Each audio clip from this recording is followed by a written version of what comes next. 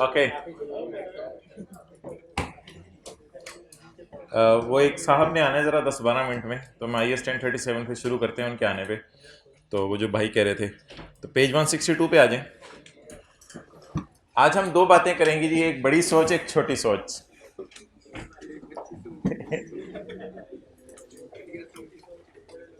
एक है बड़ी सोच और एक है छोटी सोच। अच्छा, अब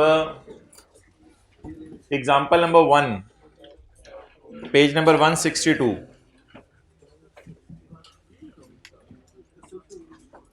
ऊपर वाली क्लास से अगर हजरात ने नीचे तशरीफ लाना है तो ला सकते हैं। एग्जाम्पल 1, काशिफ लिमिटेड एक्वायर्ड, आप देखते रहोगे जब तक नीचे नहीं आएंगे। Kashif limited acquired 30% shares in Hasan limited. तो 30% शेयर्स के ऊपर लिखे हैं एसोसिएट। IS 28 का एक कॉन्सेप्ट है ये, पेज नंबर 162। ये मैं इतनी दफ़ा बताऊंगा कि आपको याद हो जाएगा।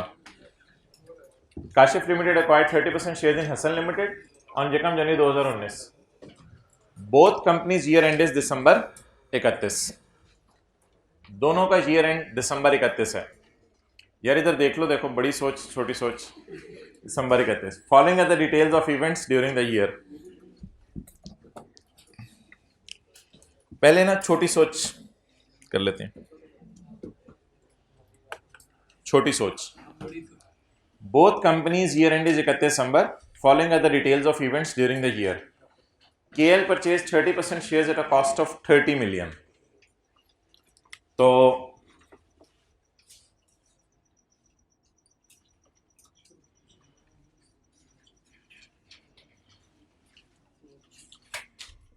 इन्वेस्टमेंट डेबिट, ये IS 28 टाइप कोई चीज होने लगी है। कैश क्रेडिट कितने से जी? 30 million से। KL purchase 30% shares at a cost of 30 million। तो 30% शेयर खरीदने से ये हमारी एसोसिएट बन गई। HL distributed 4 million of dividend to its all share holders. उसने अपने सारे शेयर होल्डर्स के लिए डिविडेंड बांटा 4 million। मेरा सारे डिविडेंड पे हिस्सा होगा या उसके 30% पे? उसके 30%। कैश डेबिट और डिविडेंड इनकम क्रेडिट। जी मुझे पहले बता दें आप, 4 का कितने परसेंट मेरा? 30%। 1.2। अभी नोट नहीं करना। इस डेटे के बाद मेरी बैलेंस शीट में इन्वेस्टमेंट्स कितने पे नजर आएंगी? 30 पे। और मेरे P&L में डिविडेंड इनकम अदर इनकम में नजर आएगी। चलो अदर इनकम कर देते हैं। अदर इनकम कितना? 1 पॉइंट। तो अगर हम किसी एसोसिएट के शेयर्स खरीदें तो सेपरेट फाइनेंशियल स्टेटमेंट्स में हम छोटी सोच लगा रहे होते हैं। अगर हम किसी एसोसिएट के शेयर खरीदें तो सेपरेट फाइनेंशियल स्टेटमेंट में हम छोटी सोच लगा रहे होते हैं। क्या? कितने की इन्वेस्टमेंट खरीदी, कितना डिविडेंड मिला, यह है छोटी सोच। इसको कहते हैं कॉस्ट मॉडल। यानी इन्वेस्टमेंट को किस पे मैंने रखा है? कॉस्ट पे। एक मॉडल IS 28 भी देता है, वो कहता है आप इसके प्रॉफिट्स पे नजर रखो, डिविडेंड्स पे नजर ना रखो, इसके प्रॉफिट्स पे नजर रखो। वर्किंग याद आ रही है? 5.1 प्रॉफिट का कुछ हिस्सा हम लेते थे, ठीक है। तो आप एसोसिएट में किस पे नजर रखो? डिविडेंड पे नजर रखो या प्रॉफिट्स पे नजर रखो? प्रॉफिट्स पे नजर रखो। छोटी सोच क्या है? डिविडेंड पे नजर। बड़ी सोच क्या है? प्रॉफिट पे नजर रखो। एक कारोबार में आपने पैसा डाला, एक सोच यह है कि वो कारोबार क्या क्या कमा रहा है, दूसरी सोच यह है कि कमाए हुए में से क्या मिल रहा है। यह छोटी सोच है। एक और मिसाल सुने, आपने दरख्त लगाया आम का, एक सोच यह है कि कितने आम निकले, यह बड़ी सोच है। छोटी सोच यह है कि उसमें से 15 आम आप तोड़ के लाके घर में रख लें और यार मजे हो गए, 15 आम आ गए। यह है छोटी सोच। तो अब मैं बड़ी सोच की तरफ मूव करने लगा हूं, जिसमें मेरी नजर डिविडेंड पे नहीं होगी, मेरी नजर उसके किस पे होगी? प्रॉफिट्स पे होगी। ये बड़ी सोच है। तो मैं ये देखूं उसने कमाया कितना है 10, उसमें से कितना बांटा, बाकी 6, फिर कभी बांट देगी, बाकी 6 फिर कभी बांट देगी, बाकी 6 फिर कभी बांट देगी। तो अब मैं क्या करूं, बड़ी सोच, मैं नजर किस पे रखूं, उसके प्रॉफिट्स पे। इसको कहते हैं इक्विटी मेथड। क्या कहते हैं, इक्विटी मेथड। मैं उसके शेयर्स की फेयर वैल्यू नहीं पता चल रहा, IFRS 9 ना लगाने बैठ जाइएगा, IFRS 9 ना लगाने बैठ जाइएगा, मैं उसके शेयर्स की फेयर वैल्यू नहीं पता चलवा रहा प्लीज। मेरी नजर उसके किस पे है, प्रॉफिट्स पे। ये बड़ी सोच है। इन्वेस्टमेंट डेबिट कैश क्रेडिट कितने से, 30 से। इन्वेस्टमेंट डेबिट कैश क्रेडिट 30 से। अच्छा, अब मैं एक एंट्री करूंगा उसके प्रॉफिट्स कमाने पर, मिलने पे अलग एंट्री होगी, कमाने पर, कमाया आया, कमाया आया। अब मैं इसकी अलग अलग एंट्री करूंगा, मैं सोचूंगा उसने कमाया कितना और उसमें से मुझे आया कितना। ये बड़ी सोच है, बड़ी सोच है। इसमें इसके प्रॉफिट्स पे नजर रखूं तो कितने कमाए इसने, जैसे 5 और वेटेड एवरेज होते थे ना, 2 मॉडल, तो ये भी, लेकिन ये मॉडल सेपरेट फाइनेंशियल स्टेटमेंट में यूज हो रहा होगा और ये कंसोलिडेटेड में यूज हो रहा होगा। इसमें मैं करूंगा इन्वेस्टमेंट मेरी बढ़ गई और लफ्ज शायद याद हो आपको, share of profit from associate, ये लफ्ज याद हो शायद आपको, share of profit from associate जी। उसने सबके लिए कितना कमाया, तो मेरे लिए कितना हो गया, 3। तो मैंने अपनी इन्वेस्टमेंट्स ग्रो करा दी क्योंकि उसने मेरे लिए कमा लिया। क्या वो कमाया हुआ सारा मुझे मिल गया या मिला 10 में से सिर्फ 4? तो 10 में से 4 तो सबको मिला, तो मुझे 10 में से 4 मिला या मुझे 3 में से 1.2? 3 में से। अब जब मिला तो मैं 3 जो रिसीवेबल था वो रिसीव हो गया, ये 3 एक तरह का रिसीवेबल ही था ना, तो 30 तो मैंने इन्वेस्टमेंट की थी, इसको कहते हैं सीड कैपिटल, यानी सीड डालना। मैंने सीड डाला था 30 का, उस 30 पे अल्लाह का शुक्र है मैंने 3 कमा लिया। जो 3 कमा लिया उस 3 में से मिल कितना गया, तो दोबारा से मैं इनकम रिकॉर्ड करूं या अब सिर्फ रिसीव हो रही है, रिसीव हो रही है। तो रिसीव होने की एंट्री तो मेरे ख्याल से डेबिट करके अपनी इन्वेस्टमेंट क्रेडिट कर दें, इनकम तो डबल रिकॉर्ड हो जाएगी, फिर इनकम तो डबल रिकॉर्ड हो जाएगी ना। इस कंपनी ने 14 तो नहीं बांटा यार, ये तो अजीब सी कोई बात होगी। इस कंपनी ने 14 बांटा है, ये मेरे ख्याल से लगे हुए आम है, और इधर देखें ये लगे हुए आम है और उसमें से 4 तोड़ लिए। 10 मन आम लगे हुए थे, 4 मन तोड़ लिए। तो अब मुझे बता दें, मेरी नजर पहले 10 मन पे गई थी और अब जो 4 मन आए वो मुझे मिल गए। तो अब मुनासिब तरीका क्या है कि मैंने जो इन्वेस्टमेंट्स बढ़ाई हैं वही कम हो गई। ये एक तरह का रिसीवेबल है ना। मैंने जहां इन्वेस्टमेंट की हुई थी मैंने उसे कहा यार मुझे इतना पैसे दे, उसने कहा इतने तो अभी नहीं दे सकती मैं, रिसीवेबल अपना थोड़ा सा कम कर ले, थोड़े से इसमें से ले ले। तो ये भी एक तरीका है जनरल एंट्रीज करने का। जी बता दें सबको कितना मिला, तो मुझे 1 पॉइंट। अच्छा जी, बड़ी सोच छोटी सोच का फर्क समझ आ रहा है आपको। एक तरीका क्या है, मैं सिर्फ वो देखूं जो मुझे मिला। दूसरा तरीका क्या है, जो मैंने कमाया है उसको इनकम में डाल दूं, जो मैंने कमाया है उसको इनकम में डाल दूं और जो मिला है उससे सिर्फ इन्वेस्टमेंट क्रेडिट कर दूं। क्लियर। लेकिन इस मेथड में इन्वेस्टमेंट्स कॉस्ट पे नहीं रहेंगी। अब इन्वेस्टमेंट तो 30 + 3 - 1.2 पे आ जाएंगी। ठीक है। अब ये तो वर्किंग 7 टाइप चीज बन गई ना भाई, ये तो वर्किंग 7 टाइप चीज बन गई। अब शायद बातें आपको याद आ रही हो। इन्वेस्टमेंट इन एसोसिएट, क्लोजिंग माइनस प्री। मैंने खरीदा कब है, 1 जनवरी 19 को। मेरा ईयर एंड ऊपर ही लिखा हुआ है 31 दिसंबर। तो 1 साल में मैंने पोस्ट कितना कमाया, 10। तो closing minus pre is post सारा मेरा या उसका 30%, 30%। तो वर्किंग 7 इसी तरह होती थी। कॉस्ट कितना, 30। और इधर पोस्ट 3 याद है, परसेंटेज साथ साथ लगाते थे। और उसमें से डिविडेंड माइनस कितना, 4 का कितना? Carry down 31 point.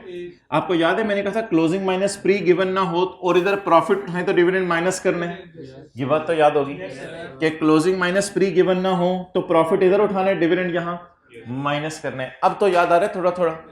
तो ये बड़ी सोच होती थी। ये कौन सी सोच होती थी? वर्किंग 7 वाली। तो बता दें जी, सेपरेट फाइनेंशियल स्टेटमेंट्स में हमारी नजर किस पे होती है? Dividend pay, dividend pay. और कंसोलिडेटेड फाइनेंशियल स्टेटमेंट्स में हमारी नजर किस पे होती है? प्रॉफिट पे। और एंट्रीज बता दें जो करते थे, investment debit, cash credit, investment debit, CRE credit, CRE credit, तो वही शेयर ऑफ प्रॉफिट ही हो गया ना। इन्वेस्टमेंट डेबिट, सीआरई क्रेडिट, और कैश डेबिट, इन्वेस्टमेंट क्रेडिट। ये असल में कैश आ रहा है, cash debit investment credit. Done. तो ये दो तरीके हैं एंट्रीज करने के, नोट कर लें। ये किन फाइनेंशियल स्टेटमेंट्स में होते हैं?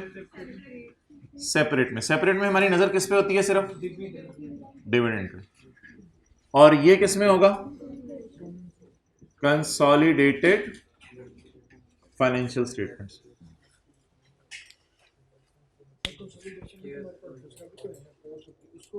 क्या है दूसरा?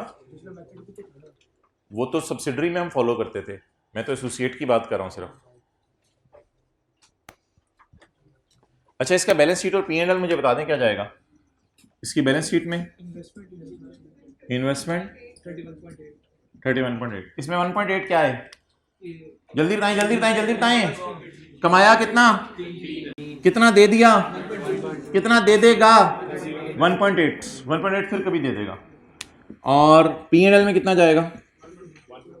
बोले बोले 3।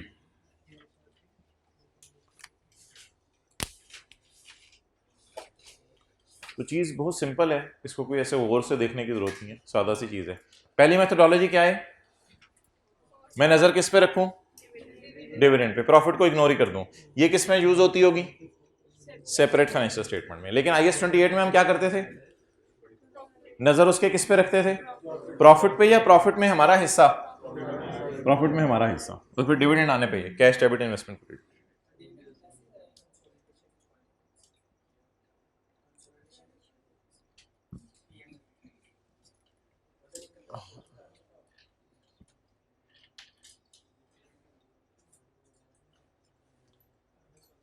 वो माइनस करके 1.23 ऐड करेंगे ना, तो सवाल की अदर इनकम की फिगर गिवन नहीं है।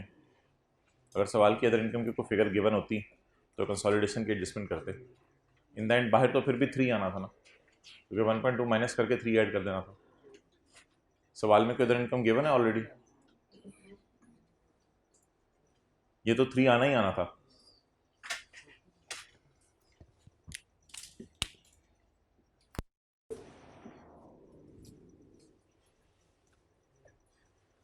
चलो जी, वो साहब तो आ नहीं रहे, आ गए हैं माशाल्लाह। चलें ठीक है, IAS 37 शुरू करते हैं। कौन सा? हाँ, क्लोजिंग माइनस। हाँ, तो क्लोजिंग माइनस प्री का डेटा नहीं है ना यहाँ। हाँ, ऑब्वियसली तरीके से नहीं हो तो डिविडेंड की एडजस्टमेंट है, कभी कर देता कभी नहीं करता। तो बता दें जी, अब अगर हम कॉस्ट मॉडल यूज कर रहे हैं तो उसमें हम एक एंट्री करेंगे इन्वेस्टमेंट बाय करने पे, दूसरी एंट्री करेंगे आम उगने पे या आम तोड़ने पे? तोड़ने पे। तोड़ने पे आम जो भी अमाउंट आएगी वो इनकम में डाल देंगे। दूसरा तरीका क्या है? इन्वेस्टमेंट आम का दरख्त खरीदने की एंट्री करें, आम उगने पे भी एंट्री करें और आम तोड़ने पे भी एंट्री, लेकिन उगने पे इनकम बुक करें। फिर अब तोड़ने पे डबल इनकम बुक करने की जरूरत नहीं है।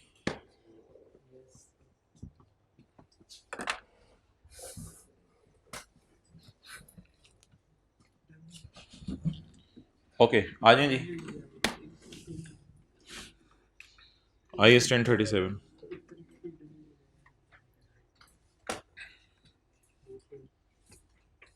इसको किसी दिन रिवाइज कर लेंगे हम दोबारा। अभी इधर देखें,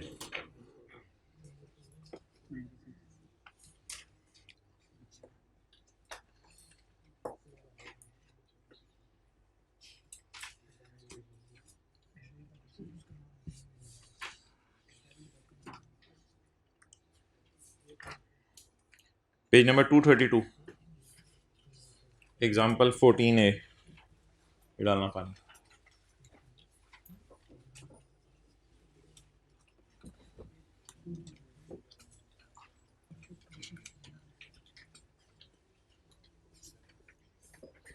ऑन यकम जनवरी 2015 को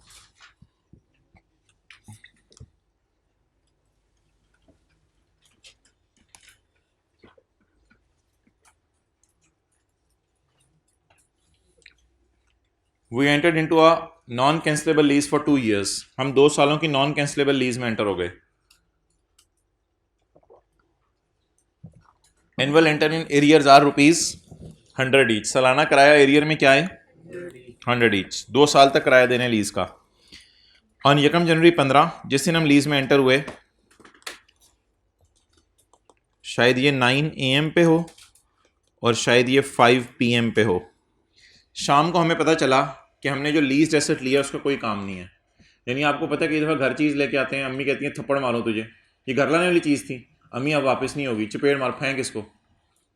तो इस तरह का वो खड्डा हुआ है। यकम जनवरी को हमने एसेट लीज पे लिए और यकम जनवरी की शाम को पता चल गया एसेट किसी काम का। अब इसकी ROU और लीज लाइबिलिटीज वाली एंट्रीज नहीं होंगी, इसकी लीज वाली एंट्रीज नहीं होंगी। ये कौन सा कॉन्ट्रैक्ट बन जाएगा? जल्दी बताएं, जल्दी बताएं। Onerous contract. If I cancel option ही नहीं है, इफ आई ऑनर, बस ऑनर करना है। और इनफ्लोज कितने होने हैं फ्यूचर में? 0।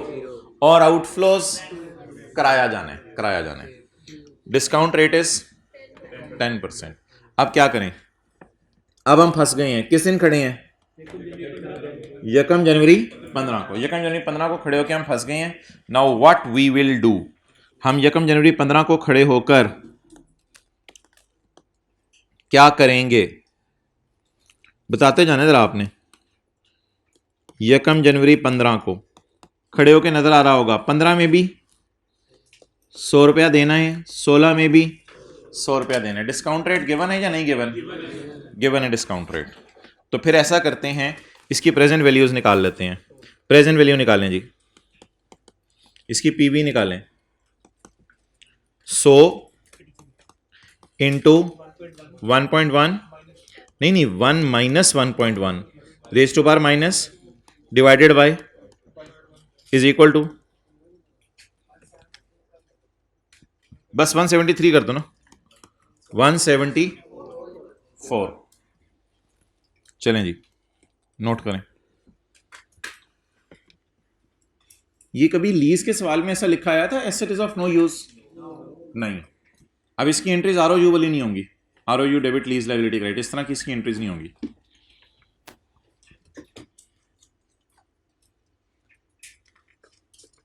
अच्छा भाईजान, अब IS 37 में कभी भी डिस्काउंट रेट आ जाए ना, तो इसको प्रोविजन फॉर डीकमिशनिंग की तरह चलाइएगा। इसको प्रोविजन फॉर डीकमिशनिंग की तरह चलाइएगा। प्रोविजन फॉर डीकमिशनिंग की तरह चलाते हैं। अब क्या करें?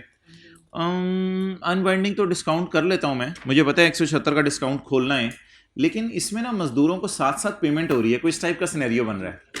2 साल बाद इकट्ठे पेमेंट होनी है या साथ साथ पेमेंट होनी है? साथ साथ पेमेंट होनी है। ठीक है जी। तो अब सारी प्रोविजन फॉर डीकमिशनिंग वाली बातें होंगी, लेकिन वहां भी डिस्काउंट रेट अनवाइंड होता था। लेकिन एक बात ध्यान रखिएगा कि पेमेंट साथ साथ करानी है हर साल के एंड पे। तो मैं provision for decommissioning type account बनाने लगा हूं, लेकिन माजरत के साथ मैं जरा T अकाउंट फॉर्म में बनाने लगा हूं, जरा आपको ज्यादा बेहतर समझ आ जाए। प्रोविजन फॉर डीकमिशनिंग या provision for onerous contract? Provision for onerous contract. यकम जनवरी को asset right of use book करूं या नुकसान बुक करूं? यकम जनवरी को नुकसान बुक करूं या एसेट बुक करूं? नुकसान बुक करूं, बिकॉज मुझे पता चल गया asset is of no use.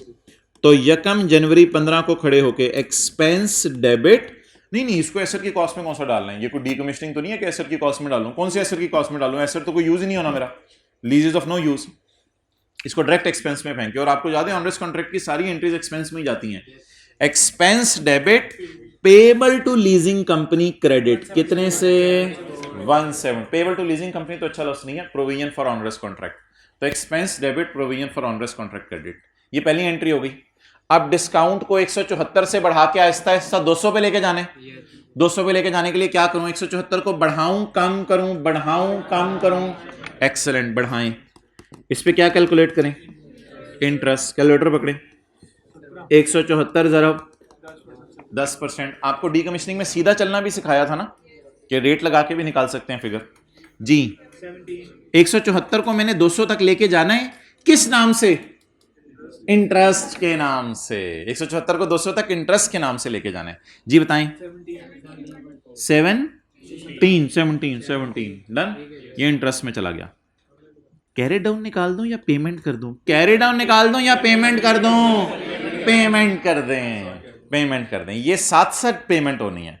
Decommissioning में सिर्फ इंटरेस्ट ऐड होता था, पेमेंट सबसे एंड पे होती थी। पेमेंट कितनी? 31 12 15 100 और 31 12 15 91। ओके, यकम जनवरी 16 ब्रॉड डाउन 91। इंटरेस्ट को उसी तरह बोलें बोलें बोलें 91 multiplied by 10% 9। Okay, cash 31 12 16 cash 100 कर रहे हाँ, कैरी डाउन 0। तो 31 12 16 कैरी डाउन 0। नोट कर लें। ये डायग्राम वगैरह बना के ना, ये मैंने सोल्यूशन में नहीं बनाई हुई। नई चीज क्या है इस सवाल में? ना ना ना ना ना, ये भी तो नई चीज है। ये कैपिटलाइज होता था, ये कैपिटलाइज नहीं हो रहा। अब किस में जा रहा है? बाकी सारा तो वही है सारा।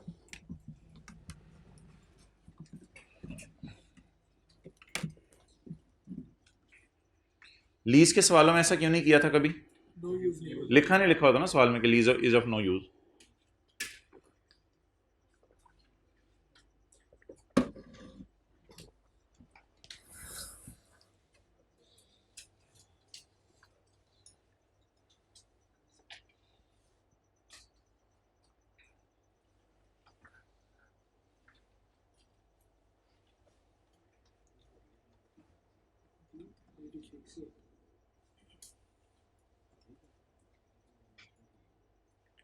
ये ऑनरेस कॉन्ट्रैक्ट कहता क्या है?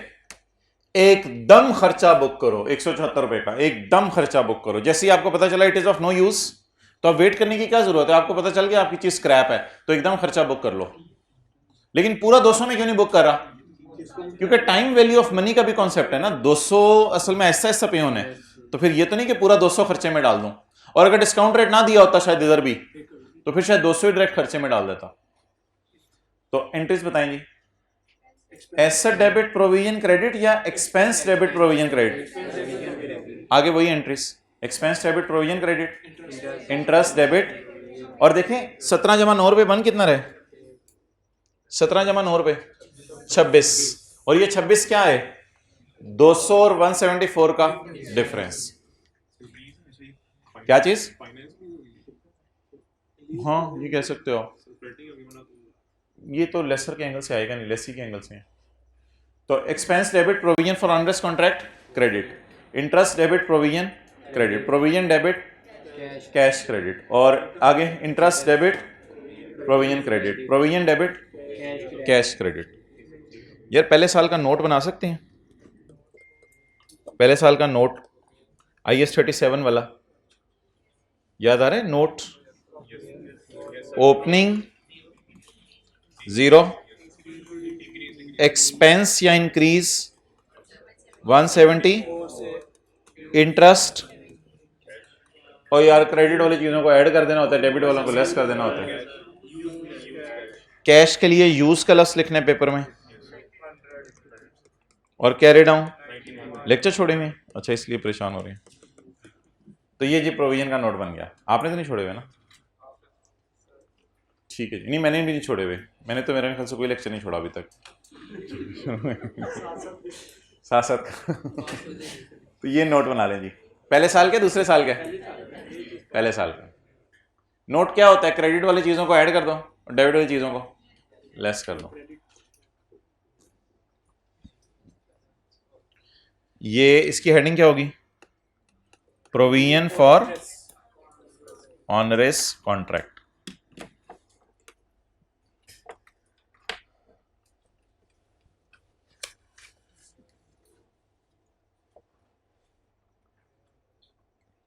Okay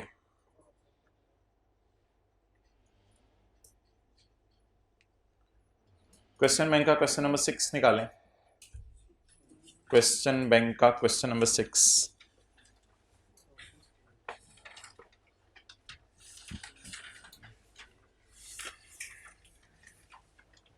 page number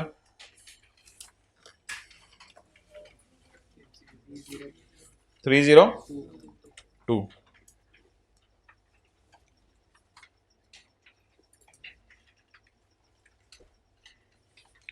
Multan petroleum operates, हमारा ईयर एंड कौन से, 31 दिसंबर 16।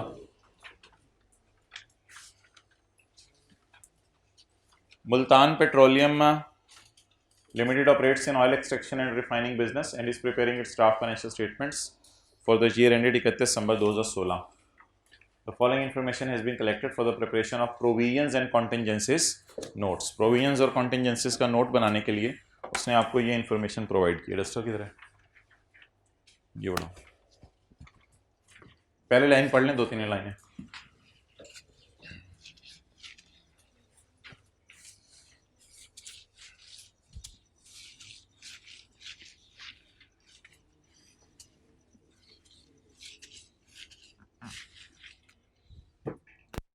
A new site was acquired on Yakam January 2015 and is being used as site for a new oil refinery. ये तो पिछले साल की बात है ना। Initial preparation work was undertaken at site at start of 15 and the oil refinery was completed and ready for use on 31 दिसंबर 15। इसका मतलब है 16 से डेप्रिशिएट करना शुरू करेंगे। The new refinery was expected to have a useful life of 25 साल। MPL has a well publicized policy that it will reinstate any environmental damage, constructive obligation caused by its activities. The present value of decommissioning is 1300 for damages cause during initial preparation work. जो भी नुकसान हुआ है उसको हम rehabilitate करके देंगे 25 साल बाद। आज उसकी पीवी कितनी है, 1300। This amount is based on a discount rate of 8%। तो ये पीवी किस दिन निकाली होगी, यकम जनवरी 15 को, या जिससे रेडी फॉर यूज हुआ होगा। हाँ, तो 31/12/15 तो छोड़ें, बस यकम जनवरी 16 को ही शायद ये पीवी निकाली होगी। तो 31/12/15 की रात को भी आप कर सकते हैं, कोई मसला नहीं। तो ये पीवी आपने निकाली है 1300 की for damages cost during the initial preparation work. अच्छा, अब आप अगर चाहें तो वो प्रोविजन वाली कैलकुलेशन भी कर सकते हैं। डेट, डिस्क्रिप्शन, एसेट और प्रोविजन। मैं असल में यकम जनवरी को निकाल ही लेता हूँ, 31/12/15 को शायद ना निकाली हो। जैसे भी कर लें, सवाल थोड़ा सा वेग सा है, पता नहीं चल रहा कि 31/12/15 को ये फिगर निकाली है या यकम जनवरी 16 को। तो मैं यकम जनवरी 16 को ही कर रहा हूँ इसको। तो यकम जनवरी 16 को खड़े होके मेरे ख्याल से तो पीवी निकली हुई है, ये ऑलरेडी पीवी है। तो पीवी से फ्यूचर वैल्यू पे जाने की शायद ज़रूरत नहीं है, क्योंकि 1 साल है सवाल का। तो फिर सीधा तरीका लगाना सीखा नहीं हुआ वैसे हमने। 1300 ज़रूर 10% 8% कर देंगे। पीवी की 25 साल से फ्यूचर वैल्यू भी निकालनी आती है ना आपको, लेकिन फ्यूचर वैल्यू साइड पे जाने की जरूरत नहीं है। 1 साल का अगर सवाल है तो सीधा तरीका लगा लें। सीधा तरीका किसी को याद है? 1300 पे रेट लगा देते हैं, अभी भी लगाया है, अभी सीधा तरीका ही फॉलो किया था लीज में भी। तो सीधा सा तरीका लगा दें। क्या 1300 पे 1300 को खोलना है आहिस्ता आहिस्ता, क्योंकि ये तो पीवी है। 104 क्या आ जाएगा, 1300 1404। ठीक है जी, ओके। अब इस डेटा की बुनियाद पे मुझे बता दें, क्या एसेट का डेटा भी दिया हुआ है या एसेट का डेटा मिसिंग है? एसेट का डेटा मिसिंग है। तो कोई खींच तान के कोई एंट्रीज बता दें। एसेट डेबिट, प्रोविजन क्रेडिट, कितने से? 1300 से। ये तो एसेट की कॉस्ट में ही जानी है ना। और 104 रुपए की एंट्री बता दें। Interest expense debit, provision credit, कितने से? 104 से। अगर आप कहते हैं सर मुझे अभी तो टी अकाउंट आप बनवा रहे थे, तो टी अकाउंट बना दें। प्रोविजन फॉर डीकमीशनिंग, यकम जनवरी 16 मैं ब्रॉड डाउन 0 ले रहा हूं। हो सकता है सोल्यूशन में मैंने ब्रॉड डाउन 1300 लिखा हो, क्योंकि सवाल थोड़ा वेग सा है। Brought down 13। एसेट में कितना गया? Asset debit, provision credit. इसमें मजदूरों को पैसे 25 साल बाद देने हैं, इसमें लीज की तरह ना करें। अब अनवाइंडिंग शुरू कर दें। 100 तो 13 जमा 104 को मैंने टी काउंट बना दिया। इधर मैंने 13 जमा 104 को कैसे बनाया था? स्टेटमेंट फॉर्म में। इधर टी काउंट फॉर्म में बना दिया। Carry down 1400। तो मैंने ऐसे ही आपका टाइम ज़ाया किया, तीनों वर्जन आपको शो करके चीज़ों के।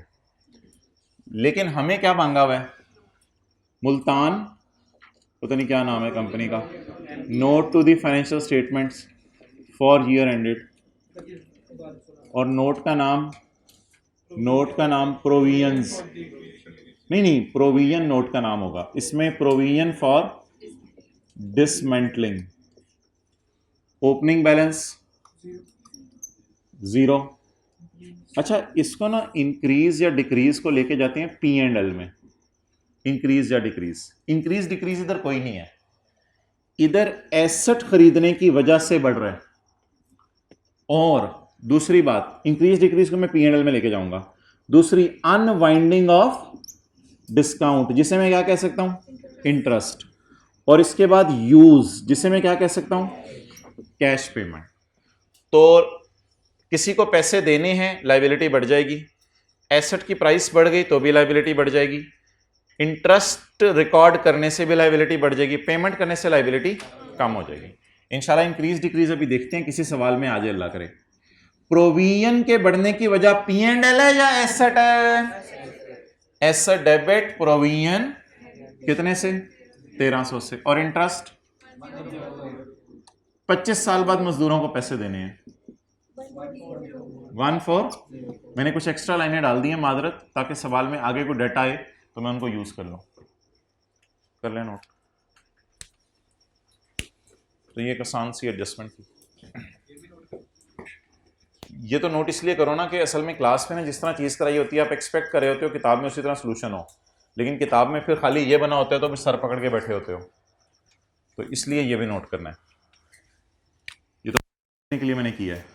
पेपर में शायद ये वाला भी कर देंगे, टी काउंट जहन में बना लेंगे, नहीं भी कुछ बनाएंगे, यही कर देंगे तो काफ़ी है।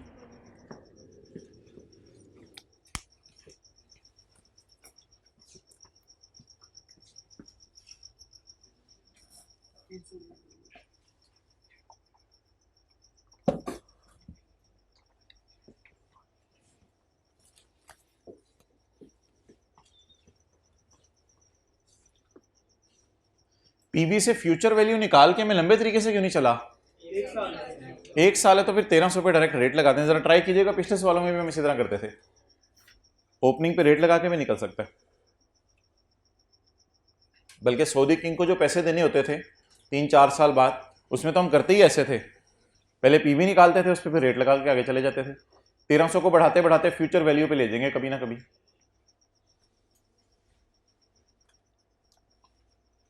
लेकिन एक चीज़ है, अभी नोट की दुम बाकी है, इसकी अंग्रेजी लिख के आनी है हमने।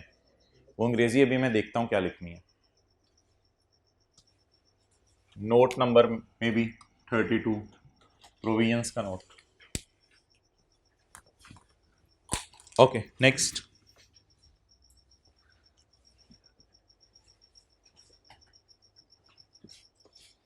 उधर रखो कैमरा विषय।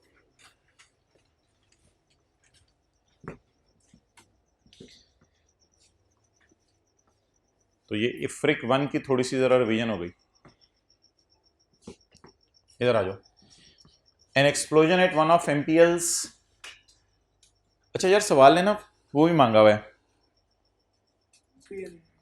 P&L भी मांगा हुआ है। वो मैं फिर साथ साथ बनाता रहूं। P&L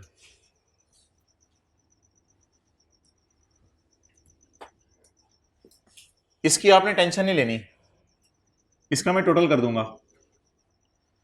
इस 104 की भी आपने टेंशन नहीं लेनी, मैं इसका टोटल कर दूंगा। कोई चीज बताएं जो P&L में जानी है और यहां नोट में नहीं आई। ओ मेरे भाई ना कर यार, मैंने तो ये मार देना, डेप्रिसिएशन इंटरेस्ट बहने हैं तो डेप्रिसिएशन भी तो निकलवा देना। हाँ, एसेट अवेलेबल नहीं है, अब जो डीकमिशनिंग अवेलेबल है, खैंस्तान के आईके अपने भी सोल्यूशन में उसकी डेप्रिसिएशन निकाली हुई है। और डेप्रिसिएशन आपको पता है जो पहली दफा जिंदगी में पीवी आती है वही डेप्रिशिएट होती रहती है, क्योंकि एसेट की कॉस्ट में तो कितना ऐड हुआ होगा, बाद वाला फैक्टर कहां ऐड होना, इंटरेस्ट में। तो क्या 1300 को डेप्रिशिएट करना बनता है? 1300 का डेप्रिशिएट करना बनता है। याद आ रहा है ये 1300 एसेट की कॉस्ट में ऐड होता था और 1300 इधर आके फिर डेप्रिशिएट होता था। फर्ज करें एसेट हमने 2600 का खरीदा है, उसमें ये 1300 ऐड होता था, फिर ये फिगर भी तो डेप्रिशिएट होती थी।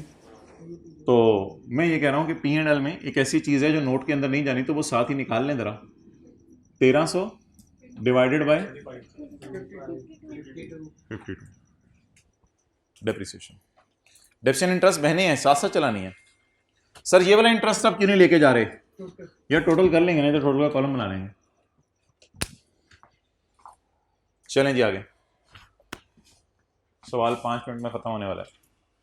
N explosion at one of MPL's oils extraction plant on यकम जुलाई 16। धमाका कब हुआ? हमारे साल के मिड में, हमारे साल के मिड में। Has led to a number of personal injuries. 8 लोगों ने क्लेम कर दिया है और लॉयर का अंदाजा है कि हाई चांस है कि क्लेम में वो जीत जाएंगे, तो हम तो फिर हाई चांस है कि हार जाएंगे। और एस्टिमेटेड कॉस्ट है पे आउट की 1.5 लाख रुपया।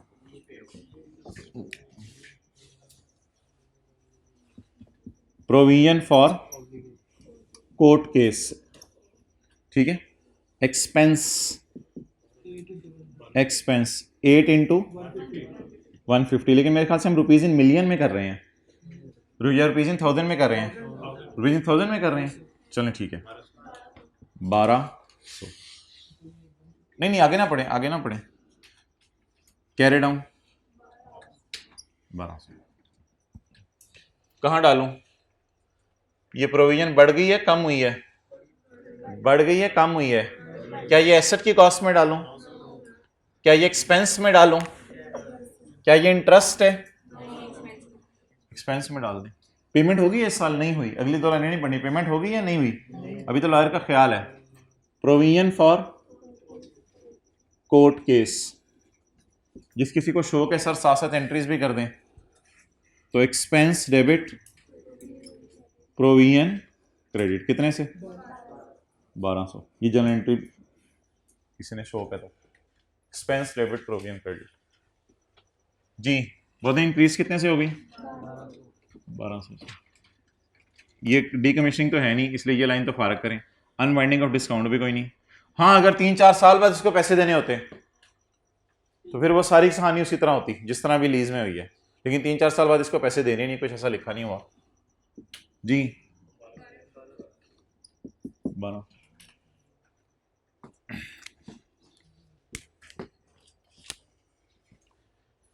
MPL made an insurance claim to try to recover the personal injury, to try to recover the personal injury। 3 parties आ गई,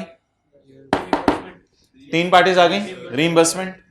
The insurance company agreed, virtually certain, the insurance company agreed, virtually certain that once the claim have been settled, मैं तुम्हें पूरे पैसे दे दूंगा, to refund MPL, पूरे पैसे दे दूंगा once the claim is settled।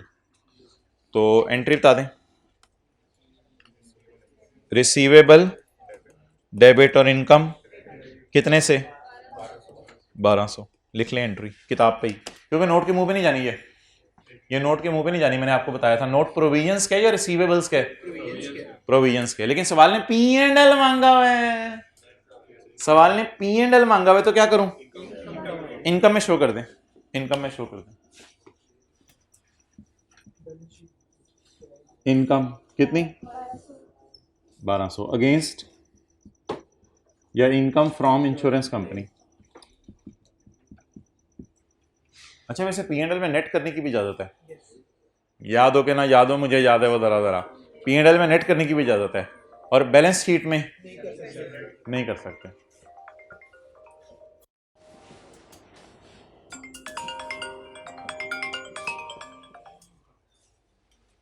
Okay, next.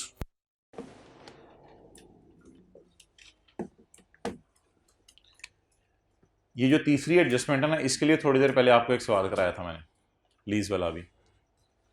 तो MPL entered into a non cancellable lease in the previous period, पिछले साल, फॉर सम ऑफिस स्पेस। इधर देखें पहले। However, the company's plans changed and the office space was no longer required।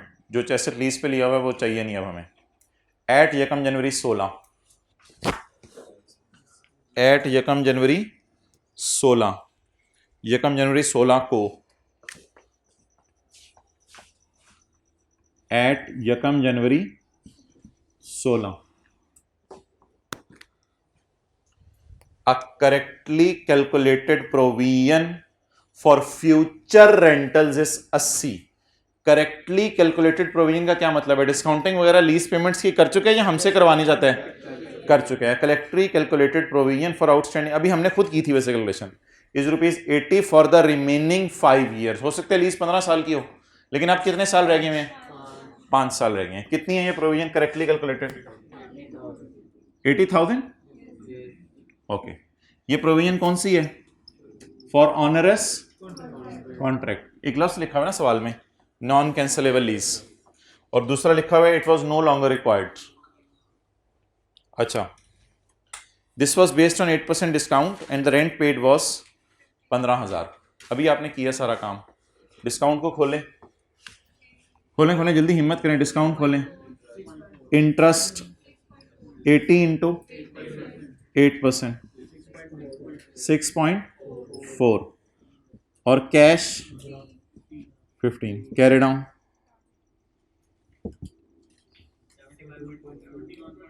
71 वही जो भी सारा किया था हमने। चलें जी, बनाएं इसको अब। Provision for onerous contract, opening eight यकम जनवरी 16 का क्या मतलब है? ओपनिंग बैलेंस एट यकम जनवरी 16 कितना? 80। इंक्रीज या डिक्रीज? लेकिन due to unwinding of discount, ये एक्सपेंस कोई नहीं है, पिछले साल शायद एक्सपेंस 800 बुक हो चुका हो। Due to unwinding of discount कितना? 6.4। ये 6.4 है या क्या है? ये रुपीज इन 1000 में पूरा सवाल आप करवा रहे हैं, कहीं देखने को मिसमैच तो नहीं हो रहा? कुछ सही चल रहा है? अच्छा जी, पेमेंट 15, 71.4। अब P&L के लिए टोटल्स करवा दें। इसके टोटल की जरूरत नहीं है, लेकिन पेपर में टोटल कर रहे हैं तो फिर सबके कर दें।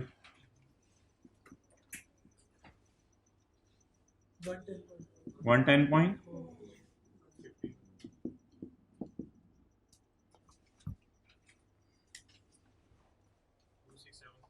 हाँ जी 7। चलें जी, आप बता दें P&L में क्या जाएगा, गम या खुशी? गम कितना? 1200। प्रोविजन बढ़ रही है ना, प्रोविजन के अकाउंट में प्लस हो रहा है, तो गम 1200 का। और इंटरेस्ट 110.4, और बोलें ये दोनों चीजें जाएंगी ना P&L में। इंक्रीज इन प्रोविजन कितना? 1200। ये तीनों खर्चा हैं और एक खुशी है।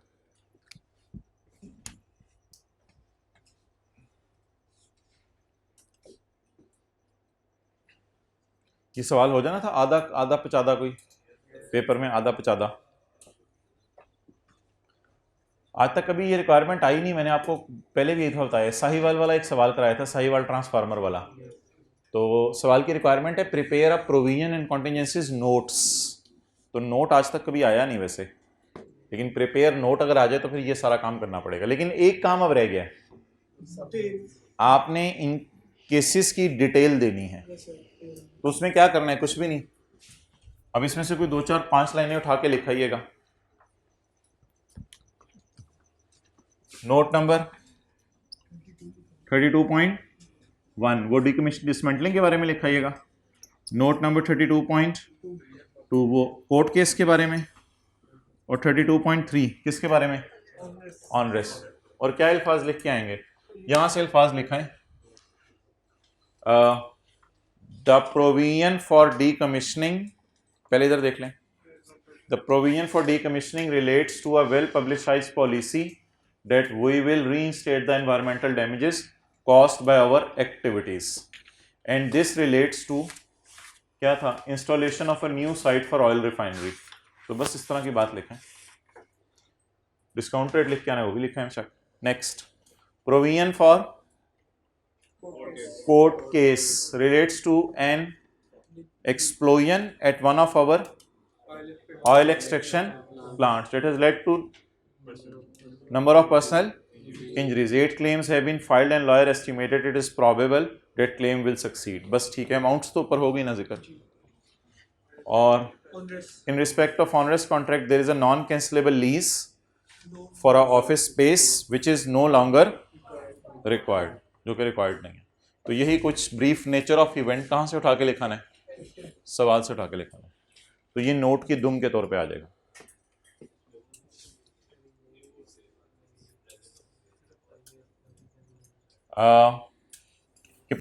निकाली है ना ना ना ना ना, प्रेजेंट ऑब्लिगेशन और पास्ट इवेंट नहीं लिखेंगे इसमें, ये तो डिसाइड करके आपने प्रोविजन बनाई है। IAS 37 वो लगाने को कह रहा है, वो कहते हैं लिख के आए यहां पे, in this case there is a present obligation due to a past event and the reliable estimate can be made. ये बातें नहीं लिख के आनी इसमें, वो तो तब लिख के आनी है जब सवाल क्या कहे, डिस्कस। अभी तो यूजर को बता दें कि बस कहानी क्या है, वो हमने खुद सोच के ये कर लिया हुआ है। क्लियर? अच्छा सवाल आपने पूछ लिया। ओके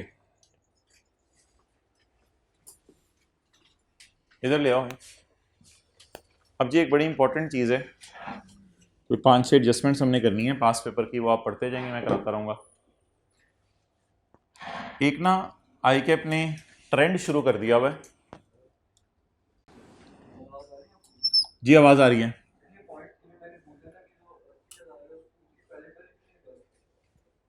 करेक्टली कैलकुलेटेड प्रोविजन मेरे भाई लिखा हुआ था ना, और अगर 80,000 की प्रेजेंट वैल्यू निकालनी है, ये 80,000 खुद प्रेजेंट वैल्यू है क्योंकि सवाल ने लिखा हुआ है करेक्टली कैलकुलेटेड प्रोविजन, और अगर प्रेजेंट वैल्यू निकालनी होती तो सवाल मुझे फ्यूचर रेंटल्स देता, फिर मैं उनको डिस्काउंट करता। वैसे तो सवाल ने, आप कह सकते हो रेंटल दिए हुए हैं कि 100 रेंटल है और 5 साल रह गए हैं, रेंटल सवाल ने दिए हुए हैं, लेकिन सवाल ने जब खुद पीवी निकाल के दे दी, करेक्टली कैलकुलेटेड प्रोविजन का क्या मतलब है, सही निकाल के दे दिया, तो फिर मुझे इस साइड पे जाने की जरूरत नहीं है। क्लियर? ओके इधर आओ, कैमरा लाओ। अच्छा मोहतरम, एक कॉन्सेप्ट शुरू कर दिया भाई, स्टैंडर्ड ने टेस्ट करना। यार बातें कर लो, थोड़ा सा हंसो खेलो। पिछली क्लास में मैंने ना किया था, इसमें तो करो बातें थोड़ी सी, तो पता चले दोनों बैठे हुए हो। एक कॉन्सेप्ट जी स्टैंडर्ड ने टेस्ट करना शुरू कर दिया हुआ है, वो जरा देखें क्या है। वो ये है कि स्टैंडर्ड कहते हैं, सॉरी ICAP अपने सवालों में कहते हैं कि आप खड़े हो 1 फरवरी को, आप खड़े हो 1 फरवरी को, आपकी फैक्ट्री में धमाका हुआ है इस दिन, आपकी फैक्ट्री में धमाका हुआ है इस दिन, इसकी वजह से 12 एम्प्लॉइज ने आपके खिलाफ केस कर दिए। साल गुजरने के बाद 1 महीने के अंदर अंदर, सवाल कह रहे हैं इधर आप खड़े हो, साल गुजरने के बाद 1 महीने के अंदर 10 और एम्प्लॉइज ने केस कर दिए, और मैनेजमेंट का ख्याल है 15 और एम्प्लॉइज केस कर देंगे। तो बच्चे इस 15 को इग्नोर करके आ जाते हैं कि ये 15 एम्प्लॉइज इग्नोर, पता नहीं केस करेंगे नहीं करेंगे क्या बनेगा। ना ना ना ना ना ना भाईजान, धमाका तो इधर हो चुका है ना, धमाका तो इधर हो चुका है। तो इस बुनियाद के ऊपर जो आप प्रोविजन कैलकुलेट करेंगे, अगर हर एम्प्लॉय को लाख रुपया देना है तो बताएं प्रोविजन, अभी तो डायरेक्टर्स ने फाइनेंशियल स्टेटमेंट ऑथराइज करनी है ना, तो हम यहां पे खड़े हैं, हमें सब पता चल रहा है कि 12 ने केस कर दिए, 10 ने करना है और 15 और करेंगे। ये 15 क्यों करेंगे, यही पास्ट इवेंट है, तो इस वजह से बताएं प्रोविजन कितनों की बनाएंगे। 37 एम्प्लॉइज को अगर एक एक को लाख रुपए देने तो 37 लाख की प्रोविजन बनाएंगे। अच्छा जी, फिर कभी कभी सवाल आता है, अब इस कॉन्सेप्ट को समझते रहें। 31 दिसंबर 15 है, सवाल कहते हैं मैं खड़ा हूं 12 फरवरी पे, ऐसे ही कहते हैं मैं खड़ा हूं 12 फरवरी पे, हालांकि इसकी कोई तुक नहीं है, ये वो डेट नहीं है जिससे डायरेक्टर्स ने फाइनेंशियल स्टेटमेंट ऑथराइज की है। वैसे ही कहते हैं assume I am standing on 12 फरवरी, और यहां हमने अनाउंस कर दिया कि फैक्ट्री बंद कर देनी है, और फैक्ट्री बंद कर देनी है, एम्प्लॉयज को क्या आते जाओ पैसे लेके जाते रहो। 12 एम्प्लॉयज इधर आ गए, 5 एम्प्लॉयज इधर आ गए, 4 इंशाल्लाह कुछ दिनों में आने वाले हैं। तो प्रोविजन किसकी बनाए, ये भी तो इसी वजह से आएंगे ना, तो इसलिए प्रोविजन किसकी बनाए, सबके सबकी बनाए। तो ये कॉन्सेप्ट उसने थोड़ा सा टेस्ट करना शुरू कर दिया है। इन सब में पास्ट इवेंट क्या है, अनाउंसमेंट। पास्ट इवेंट क्या है, अनाउंसमेंट।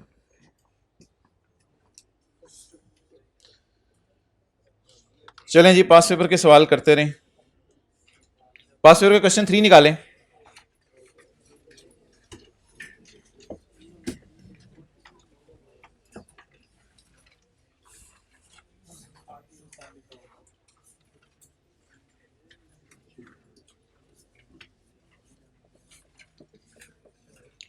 थ्री का .4 पढ़ें,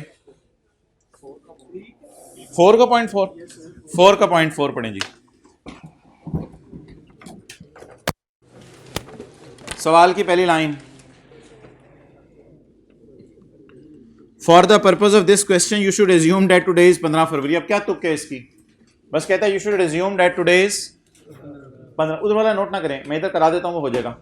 इधर देखें, for the purpose of this question you may assume that today is 15 फरवरी 2018 और हमारा ईयर एंड क्या है, 31 दिसंबर 17 और टुडे क्या है 15 फरवरी 18। पढ़ लें जी सवाल .4।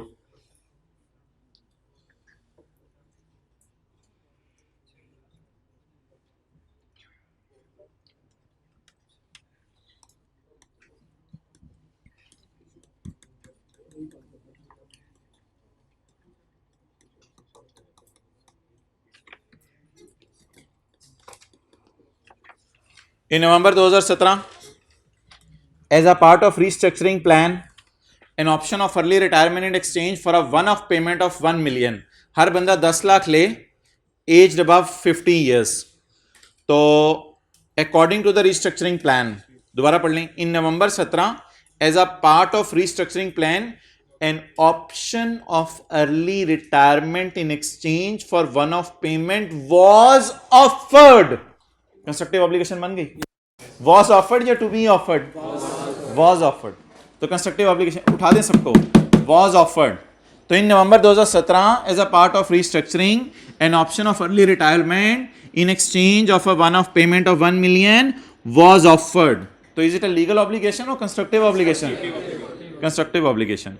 कितनी उम्र से ऊपर वाले एम्प्लॉइज जाते रहें, 50 से ऊपर वाले एम्प्लॉइज आते रहें, पैसे लेके जाते रहें। According to the restructuring plan, management expects that 25 would accept the offer. Management का अंदाजा है कितने लोग ऑफर एक्सेप्ट करेंगे, 25। पता नहीं कब आके ऑफर एक्सेप्ट करेंगे, लेकिन करेंगे जरूर। 25 लोग आएंगे, ये मैनेजमेंट का अंदाजा है। The option can be exercise till March. कब तक आ सकते हैं, 31 मार्च तक आ सकते हैं। 10 employees have already opted for scheme till 31 December. A further 6, पिछले साल नहीं हमारे साल, a further 6 have opted for the scheme after the year end. After the year end से मुराद फिर हम 15 फरवरी को खड़े हैं ना, तो 15 फरवरी तक कितने आ गए हैं अभी, लेकिन 1.5 महीना पड़ा है। कौन सा, मार्च का पूरा और फरवरी का आधा। टोटल कितनों ने आना था, 25। कितने आ गए, 16। कितने आ सकते हैं, तो शायद 9 और आ सकते हैं। प्रोविजंस तो एस्टिमेट्स पे बेस करती है ना, एग्जैक्ट फिगर्स तो नहीं होती। ठीक है, तो बता दें जी पास्ट इवेंट, तीनों का पास्ट इवेंट क्या है, restructuring. When it was communicated, so बता दें लाइटली 10 की बुक करेंगे, 6 की बुक करेंगे, या 10 जमा 6 जमा 9, 25 की। अच्छा, ये तो नहीं लिखा हुआ 10 employees have been made payments. कुछ ऐसा लिखा होता तो शायद 10 को पेमेंट होगी होती, बाकी का पेबल बुक करते। कुछ ऐसा नहीं लिखा हुआ। प्रोविजन 10 जमा 6 जमा 9 की बुक करेंगे। सबको पैसे देने के लिए हम लाइबल फील कर रहे हैं, सबको पैसे देने के लिए लाइबल फील कर रहे हैं। अगर सवाल में कह देता कुछ को पैसे दे दिए हैं, तो वो माइनस करके बाकी की लाइबिलिटी बुक हो जाती। लेकिन सवाल में कहीं नहीं लिखा हुआ कुछ को पैसे दे दिए हैं। असल में होता यह है प्रैक्टिकली कि 31 मार्च तक वेट किया जाता है।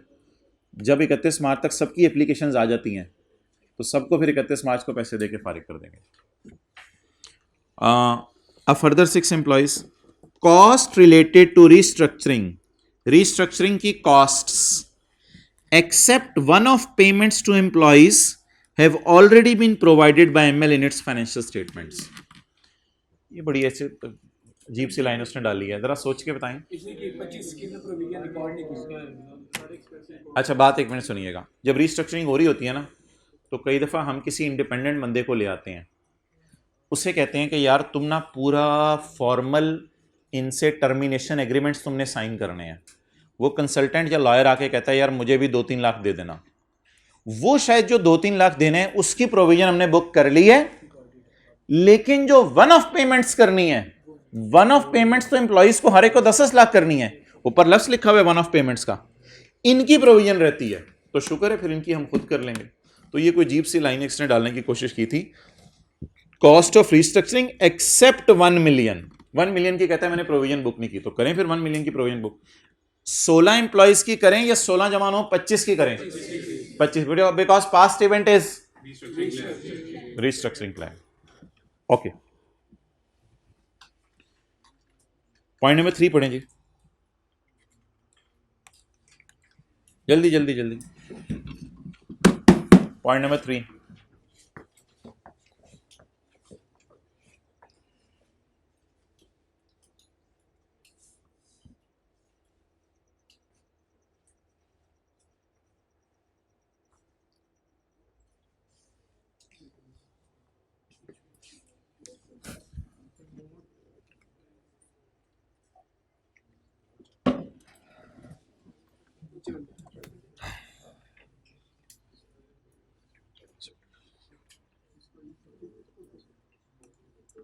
मोहतरम पढ़ लिया सबने? एक अगर काम करूं मैं तो आपको कुछ याद आ जाए,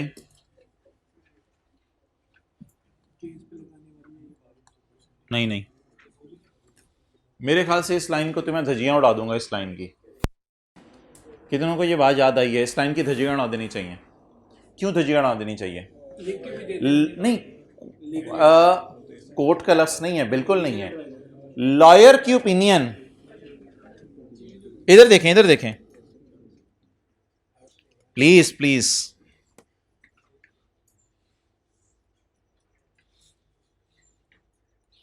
लॉयर की ओपिनियन इधर खड़े होके कुछ और है, लॉयर की ओपिनियन इधर खड़े होके कुछ और है।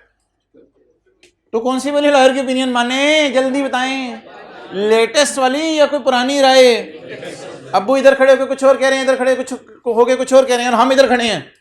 अब्बू की कौन सी वाली बात माने? लेटेस्ट वाली बात माने। तो आई होप आप सारे इसी नतीजे पे पहुंच गए थे कि इसी वाली बात माननी है। अब ये वाली बात मानने की कोई जरूरत नहीं है, क्योंकि अगर एक ही बंदा 2 दफा बात कर दे तो उसकी कौन सी वाली बात मानी जाती है? नहीं नहीं, जो आपको पसंद हो, हाथों की जो मुझे पसंद हो, उसकी कौन सी वाली बात मानी जाती है? लेटेस्ट वाली बात मानी जाती है। The case is still pending. Still pending का मतलब है 15 फरवरी। स्टिल हम हुए हुए हैं, कहां खड़े हुए हैं? 15 फरवरी पे। The case is still pending on 15 February. The के ओ लिखें, the case is still pending on 15 फरवरी। अब पढ़ें जी। ऑन 10 दिसंबर 2017, साल खत्म होने से कितने दिन पहले? 20 दिन पहले, एक वर्कर ने मुंह खोल के कितने लाख मांगे? 25 लाख मांगे।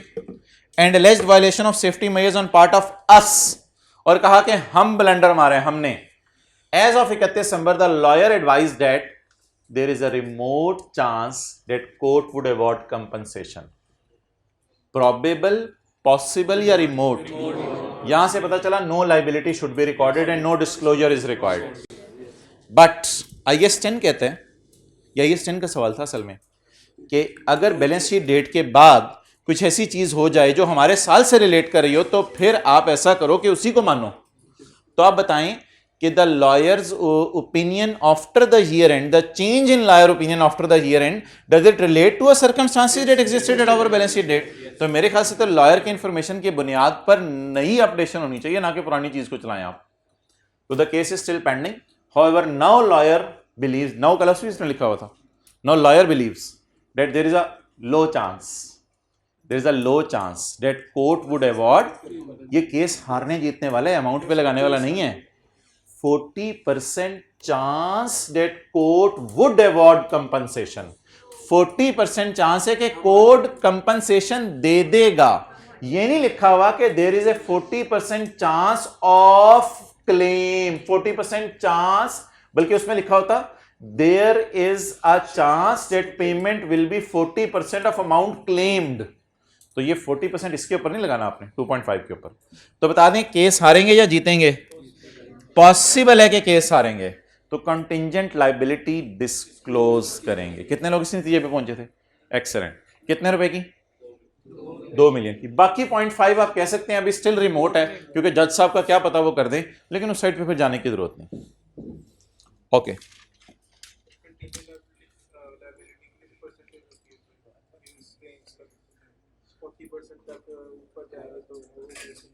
फाइव से 50% कॉन्टिजेंट लाइबिलिटी है और 0 से 5% रिमोट। पॉइंट सी जी, अगले सफे पे आ जाए। क्वेश्चन 5 का C. I will really salute you अगर आप इसको सही निकाल लेते हैं। बड़ा आसान सा सवाल है, गौर से पढ़ना है। 5 का सी, 5 का सी। अब तैयार हो जाएं सारे, तैयार हो जाएं सारे, जल्दी जल्दी जल्दी। 5 का सी, 5 का सी पढ़ें तसल्ली से। 5 का सी। गुड गुड गुड, लेटे हुए बैठ गए आप। Well done well done. 5 का सी।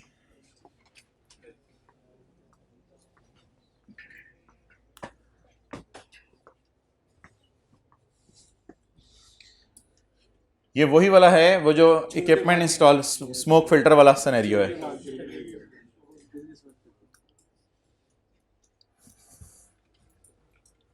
स्मोक फिल्टर वाला। एंजॉय करें वैसे स्टैंडर्ड को, एंजॉय करके पढ़ा करें चीजें।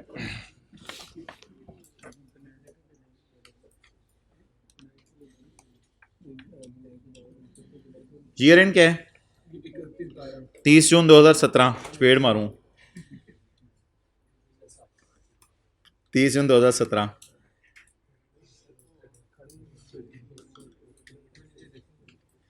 भाईजान इस पॉइंट पे मेरी और आपकी बहस होनी है बहुत ज्यादा। आप लोगों ने कुछ और कहना है, मैंने कुछ और कहना है। नहीं नहीं, इस सवाल का 90% आप लोग सही कर लेंगे, सिर्फ 10% पे मेरी और आपकी बहस होनी है। गलत है। जल्दी करें, जल्दी जल्दी। पेनल्टी की अमाउंट बताते रहें और रिलैक्स होके टेक लगाते रहें। पेनल्टी की अमाउंट बताते रहें जो बुक होगी हमारे साल।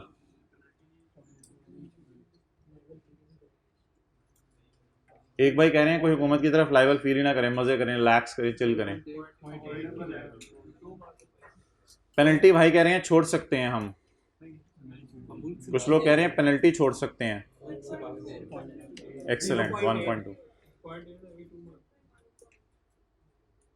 0.8 वाले हाथ खड़ा करें, 1.6 वाले और 1.2 वाले।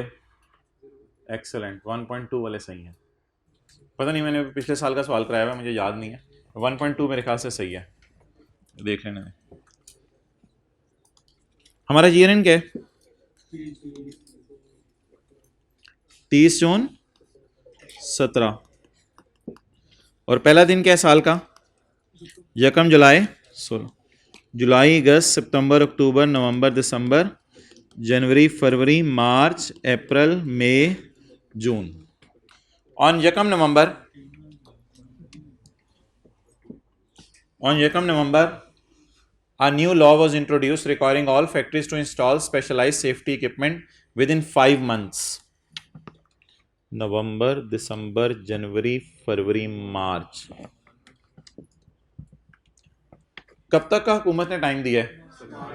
हुकूमत ने 5 महीने दिए हैं कि 5 महीने के अंदर, जैसे सोसाइटी वाले आए आपके घर और आपको कहें भाईजान 5 महीने के अंदर आपने अपनी छत के ऊपर क्रिकेट ग्राउंड बना लेना है वरना आपको जूते पड़ेंगे। तो 5 महीने के अंदर हमने क्या कर लेना है? ग्राउंड बना लेना है।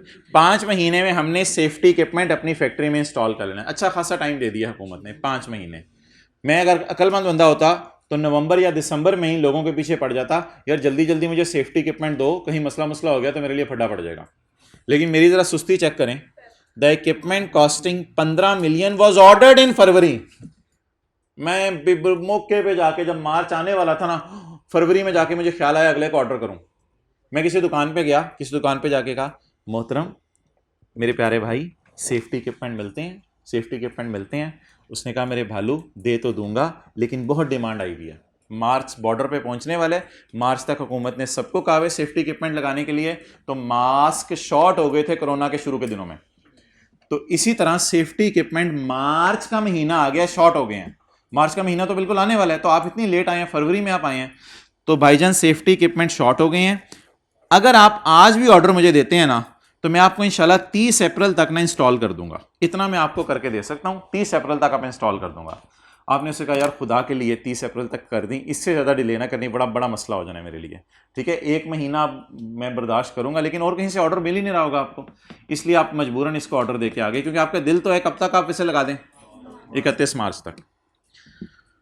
However द सप्लायर, वो भी हमारा शहजादा निकला, पहले हमसे ज़्यादा थे, हम उसके पास लेट गए, अब उसने कहा बाकी कसर मैं निकालता हूँ।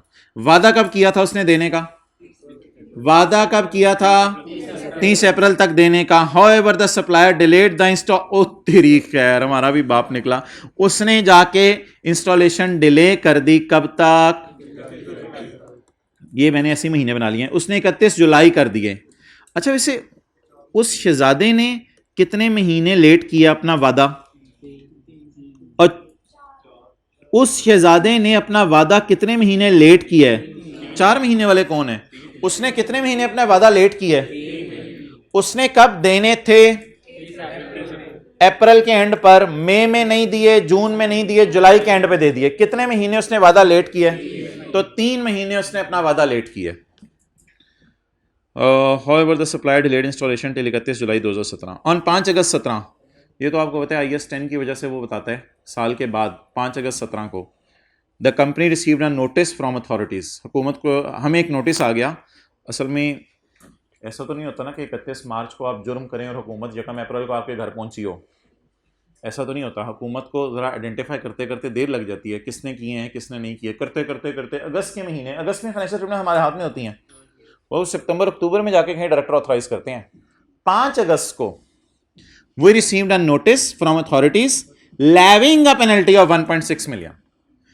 उन्होंने हमें 1.6 मिलियन की पेनल्टी लगाई। क्यों? क्योंकि इस दिन तो इक्विपमेंट इंस्टॉल हो चुके थे, लेकिन उन्होंने कहा आप 0.4 अप्रैल के महीने का दो। अच्छा, हम वैसे हुकूमत को कह सकते हैं कि अप्रैल में तो उसने देने थे, आप पेनल्टी ना लगाओ। हुकूमत कहेगी वो तो आपका कसूर है, आपने लेट ऑर्डर किया, उसने अप्रैल में देने थे, ये तो उसका और आपका मामला है, हमने आपको क्या कहा था कब तक इंस्टॉल कर दो। उसने 0.4 की पेनल्टी इसकी लगाई, 0.4 इसकी लगाई, 0.4 इसकी लगाई, 0.4, और सारी कैलकुलेशन करके 5 अगस्त को हमारे घर परवाना आ गया कि as we have communicated to you already that by 31 March each factory in Pakistan should install a safety equipment, but you fool people, what you have done, you have not, नहीं और लफ्ज नहीं, you have not done it, therefore we अकलमंद people, we hereby order you to pay the penalty of April, May, June and July. ये 4 महीनों की penalty दो, तुम 4 महीने लेट किया है। ओके,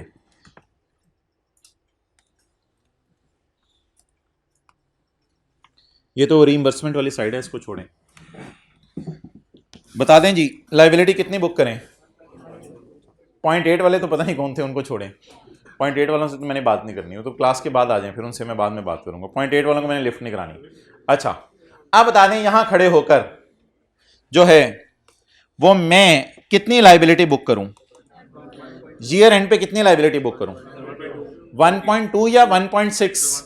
कितने लोगों के जहन में IS 10 टाइप कोई चीज आ रही है और वो 0.4 को भी लाइबिलिटी डलवाना चाह रहे हैं?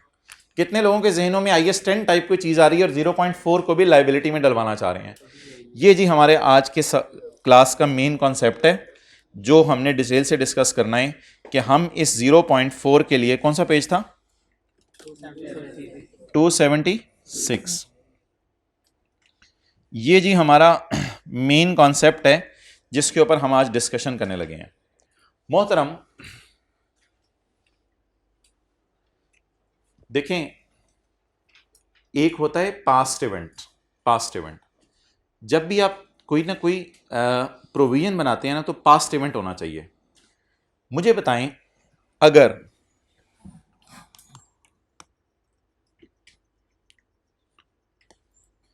यहां मेरी फैक्ट्री में धमाका हुआ, कुछ एम्प्लॉयज इधर आए और कुछ इधर आए, तो ये भी इसी धमाके की वजह से आए और ये भी इसी धमाके की वजह से आए। ये पास्ट इवेंट है धमाका। लेकिन अगर मैं वापडा को 3 महीने का बिल जमा ना करवाऊं और वापडा वाले मुझे चौथे महीने कहें भाईजान चौथे का भी बिल नहीं जमा हुआ, जो कि अगले साल में है, जो कि महीना अगले साल में है, तो मैं वापडा वालों को कहूंगा कि 3 महीने का पिछले साल वाला बिल आपको दे देता हूं, क्योंकि पास्ट इवेंट इज 3 महीने की बिजली इस्तेमाल करना, और चौथे महीने का बिल जो मांगेंगे वापडा वाले वो पिछले साल आगे बुक नहीं करूंगा, यानी अपने साल आगे बुक नहीं करूंगा, बिकॉज द पास्ट इवेंट इधर कोई नहीं है। अगर मैं खड़े होकर अक्टूबर, नवंबर, दिसंबर, जनवरी के बिल की एंट्री करूं, यहां खड़े होकर electricity expense debit payable credit 4 billion, तो इसका पास्ट इवेंट इसकी बिजली इस्तेमाल करना, इसका पास्ट इवेंट इसकी बिजली इस्तेमाल करना, और इस महीने का पास्ट इवेंट इसकी बिजली इस्तेमाल करना, लेकिन ये तो फ्यूचर इवेंट की लायबिलिटी हो रही है। तो अक्ल ये कहती है कि लायबिलिटी किसकी रिकॉर्ड होती है? पास्ट इवेंट की। एक बात याद रखिएगा, पेनल्टी का ताल्लुक वक्त गुजरने के साथ होता है, किसी हादसे के साथ नहीं होता। पेनल्टी का ताल्लुक वक्त गुजरने के साथ होता है, किसी हादसे से साथ नहीं होता। ये कोई हादसा नहीं है। अच्छा, अगर ऐसा होता मेरी फैक्ट्री में हादसा होता और हुकूमत कहती यहां खड़े होके यार जुर्माना दो, तुम्हारी फैक्ट्री में हादसा हुआ है, मोहल्ले वाले डर गए हैं, तो ये तो कोई वक्त गुजरने के साथ ताल्लुक नहीं है ना, इसका वक्त गुजरने के साथ ताल्लुक नहीं है। इस पेनल्टी देने की क्या रीजन है? वक्त गुजरना या हादसा? अच्छा, इधर बताएं, क्या 31 मार्च को सेफ्टी इक्विपमेंट इंस्टॉल ना करके कोई हादसा हो गया? कोई हादसा नहीं हुआ 31 मार्च को सेफ्टी इक्विपमेंट इंस्टॉल ना करके। जब अप्रैल का महीना गुजरेगा मुझे डर होगा यार 1 महीने की लायबिलिटी देनी पड़ेगी पेनल्टी, फिर अगला महीना गुजरेगा, फिर मैं नॉन वायलेशन करूंगा। बिजली के बिल में पास्ट इवेंट क्या होता है? बिजली इस्तेमाल करना।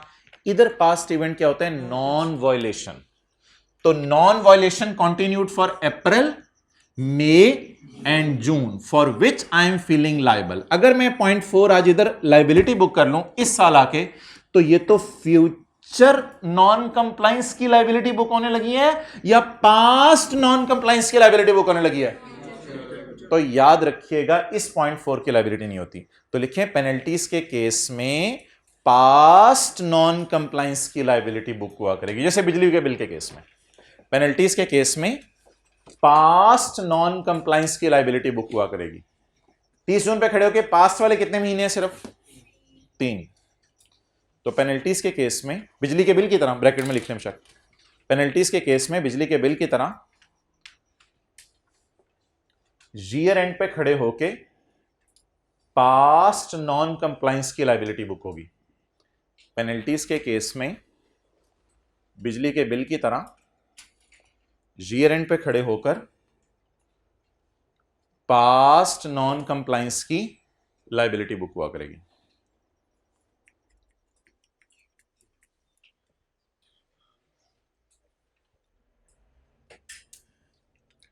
अच्छा जी, अब मुझे एंट्री बता दें। एक्सपेंस डेबिट प्रोविजन, दिस 0.4 जो अगला वाला है relates to a circumstances that arose after the balance sheet date, therefore it is a non-adjusting event. However, if the amount is material, it may be disclosed in the notes to the financial statements. ये बात अलग है, ठीक है। तो ये non adjusting event है, इसका एडजस्टिंग इवेंट से कोई ताल्लुक नहीं है। अच्छा, दूसरी बात 1.2, ओहो 0.4 कहां से आ गया? 1.2। अच्छा जी, अब हम क्या कोशिश करेंगे? हम ये पेनल्टी अवॉइड करें? बिल्कुल, हमारी कोशिश होगी ये पेनल्टी किस पे डालें? सप्लायर पे डालें। इट इज हाई चांस या वर्चुअली सर्टन? भाई ये एसेट साइड पे तो हाई चांस तो कंटिंजेंट एसेट ही होता है। It is high chance that this penalty will be recovered from, या अगर लिखा होता सप्लायर एज एग्रीड फिर वर्चुअली सर्टन होता। लेकिन अभी क्या करेंगे? वर्चुअली सर्टन है या हाई चांस है, इसकी एंट्री करेंगे या डिस्क्लोज। लेकिन मुझे बताएं इस 1.2 के मुकाबले में मैं उससे कितने पैसे मांग सकता हूं? मैं उससे 0.4, 0.4, 0.4, मैं उससे अप्रैल वाले पैसे नहीं मांग सकता। वाई? उसने मेरे से वादा ही नहीं किया था। तो अगर वर्चुअली सर्टन होता तो 0.8 की एंट्री करता। अभी 0.8 इज अ वर्चुअली सर्टन और अ कॉन्टिंजेंट एसेट, कॉन्टिंजेंट एसेट। ठीक है जी। अब प्रोविजन के बारे में भी लिख के आने और कॉन्टिंजेंट एसेट के बारे में भी लिख के आने। कैसे लिख के आने? How to write down, how to write down, page number 246।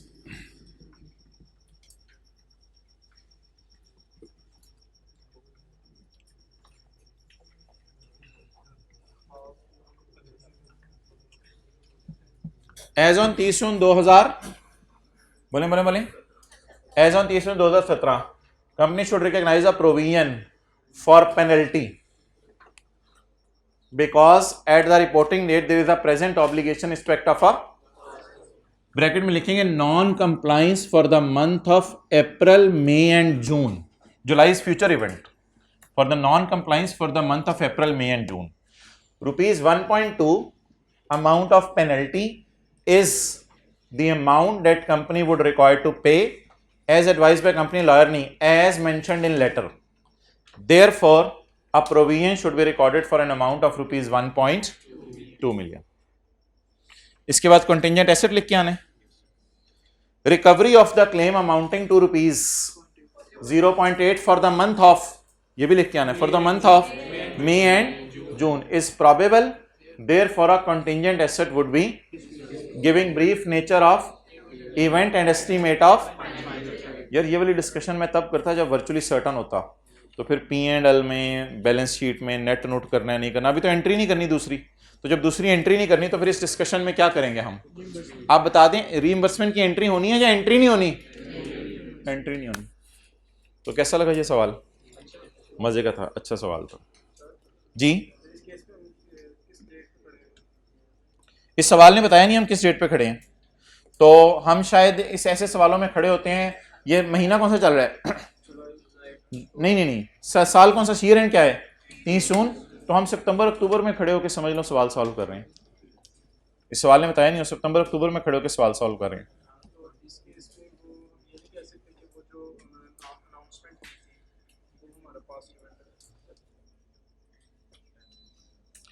भाईजान पेनल्टी के केस में ना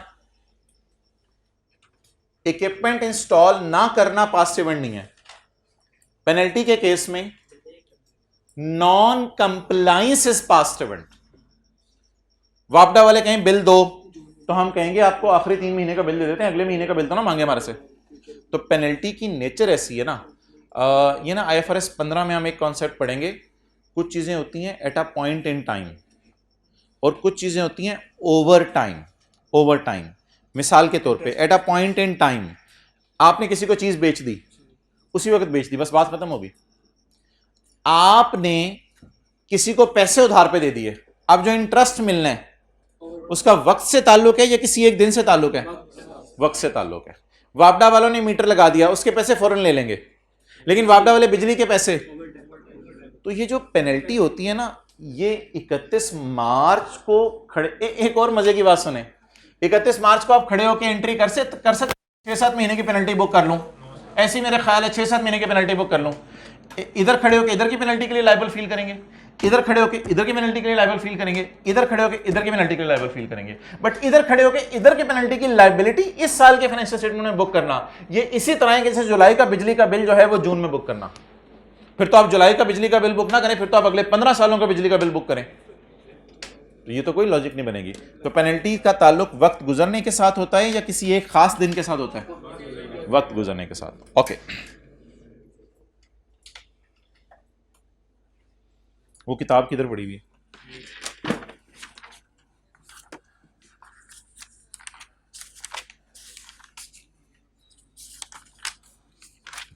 पेज नंबर 273। बल्कि ऐसा करें, क्वेश्चन 19 निकालें पहले। Question 19 page 283।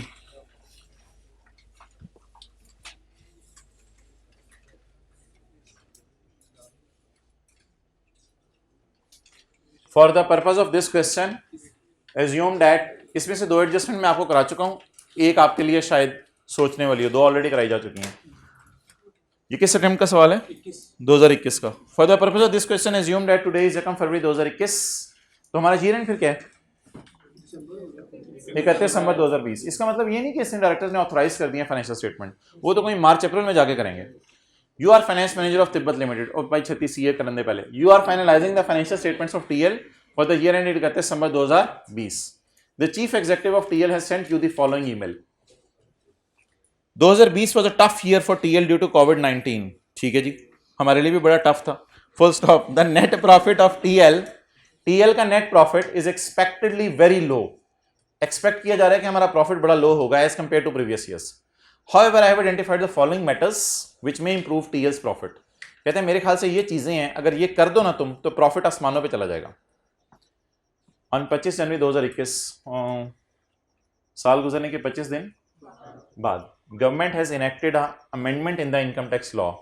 हुकूमत ने इनकम टैक्स लॉ नया लगा दिया to reduce the rate of income tax of companies by 10% for 3 years including 20। हमारे साल का रेट भी कम होगा, 21 का रेट भी कम होगा और 22 का 20 का रेट भी कम होगा। जरा मुझे याद कराइएगा IAS 10 की बेसिक थीम। मैं 31 दिसंबर मेरा ईयर एंड है और 25 जनवरी को मुझे पता चला है कि इस साल का रेट कम हो गया है। Does it relate to a circumstances that existed at balance sheet date या that arose after the balance sheet date? तो अगर ये अरोज आफ्टर द बैलेंस, अगर हुकूमत पहले कोई बात कर रही होती और वो बात जो है वो फैल चुकी होती, सिर्फ अनाउंस करना बाकी होता, फिर तो शायद मैं इसे कौन सा इवेंट कहता। लेकिन हुकूमत ने एकदम 25 को आके अनाउंस किया कि पिछले साल का रेट कम है। अब मैं क्या है, कितना रेट कम कर रही है? 10%। फर्ज करें पुराना रेट 30% है, हुकूमत नया किस पे ला रही है? 20 पे। मैं तो एंट्रीज कर चुका हूंगा, सीटी डेबिट, सीटीपी क्रेडिट। अब मेरा बॉस कह रहा है, ठीक है आप, अब मेरा बॉस कह रहा है कि यार ये अब रेट कम कर दो, इस वजह से तुम्हारे प्रॉफिट बढ़ जाएंगे।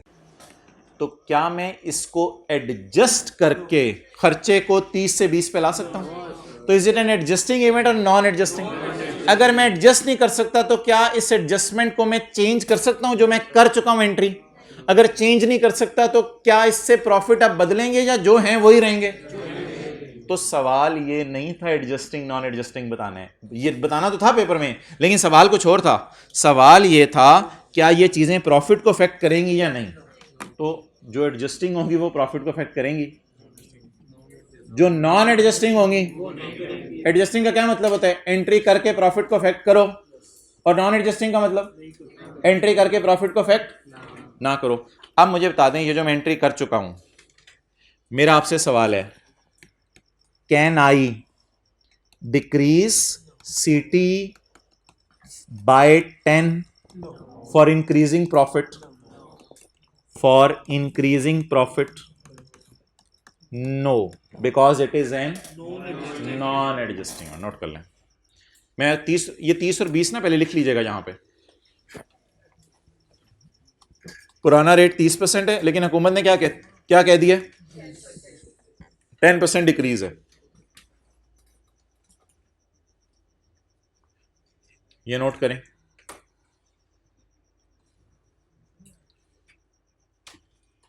अच्छा, मैं पुराने रेट के बेस पे एंट्री कर चुका हूँ या नए रेट की बेस पे? पुराने रेट की बेस पे।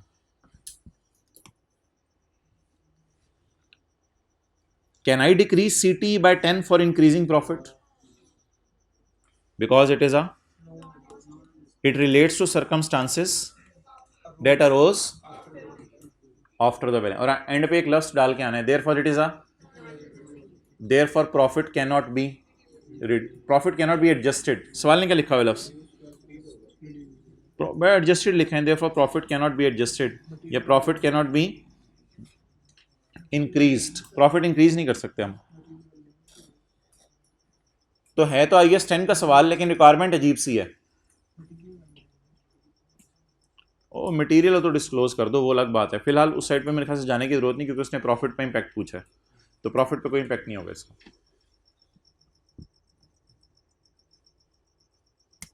अगला पॉइंट भी आपको करा चुका हूँ, पढ़ लें जी।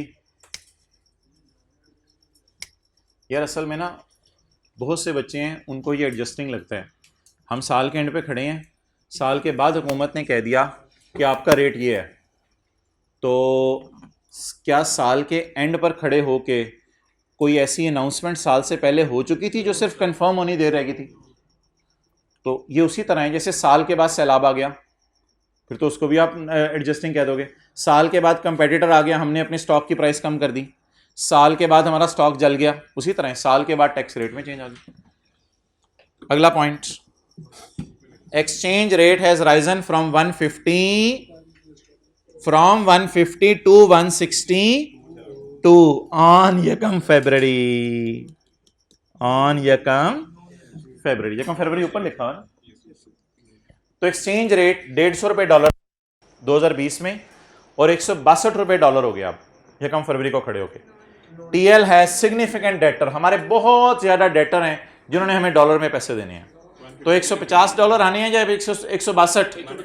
भाईजान इसमें तो IAS 21 क्लियरली कहता था कि ईयर एंड का रेट ही यूज करना है। इसका सवाल भी पूरा आपको मैंने कराया था। तो डॉलर का रेट ईयर एंड वाला उठाना होता है या साल के बाद किसी भी डेट का उठा लें? ईयर एंड का रेट उठाना होता है।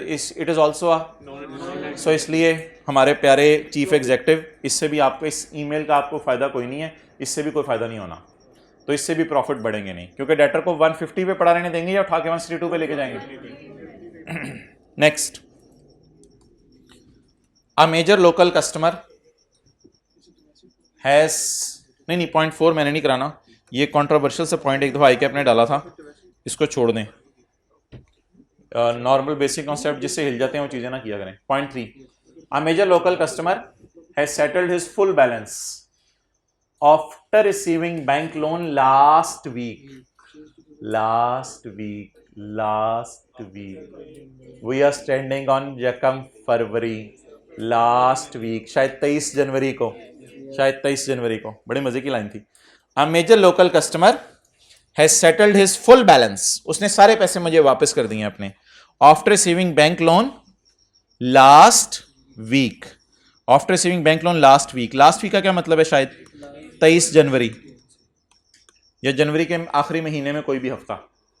Eight year end the customer was facing financial difficulty, year end पे कस्टमर फाइनेंशियल डिफिकल्टी फेस करा था, and therefore TL had provided 40% of his balance as doubtful receivable.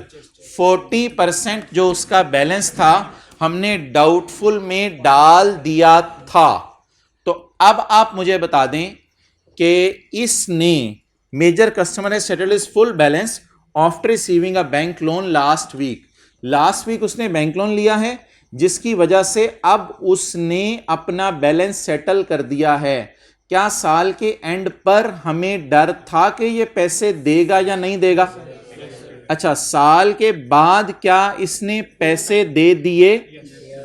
अब मुझे बताएं यार, साल के बाद अगर उसने पैसे दे दिए तो मैं फिर भी उसको बैड डेट पड़ा रहने दूं? जब मुझे डेटर ही पैसे देके चला गया तो फिर इसको किस में डालें? एडजस्टिंग में, नॉन एडजस्टिंग में? सोचें। और एडजस्टिंग डालने से फायदा क्या होगा? आपका प्रॉफिट बढ़ जाएगा। तो अगर किसी बंदे ने मुझे पैसे देने हैं साल के एंड पे और मुझे डर है देने या नहीं देने हैं, साल के बाद अगर वो दे जाए तो साल के एंड पर मुझे शक था कि देने हैं या नहीं देने हैं, तो अब वो दे गया, तो अब क्या इसको बैड डेट रहने दूं या रिकवरी में डाल दूं? तो इससे प्रॉफिट बढ़ जाएंगे। आखिरी सवाल कर लें आज का बस। यार ये ना मैंने ज़रा फील किया है कि ये ना ज़रा फ्रेश माइंड के साथ दोबारा कराऊंगा ये वाला पॉइंट, सिर्फ ये वाला पॉइंट, इसमें थोड़ी सी बहस भी और हो सकती है, इसलिए इसको छोड़ दो, इंशाल्लाह अगली क्लास में करेंगे। अगली क्लास में ना इसको दोबारा करेंगे। अच्छा, आखिरी पॉइंट जी अब मुझे बता दें, आज का आखिरी सवाल क्वेश्चन 2 का पॉइंट नंबर 4, क्वेश्चन 2 का पॉइंट 4,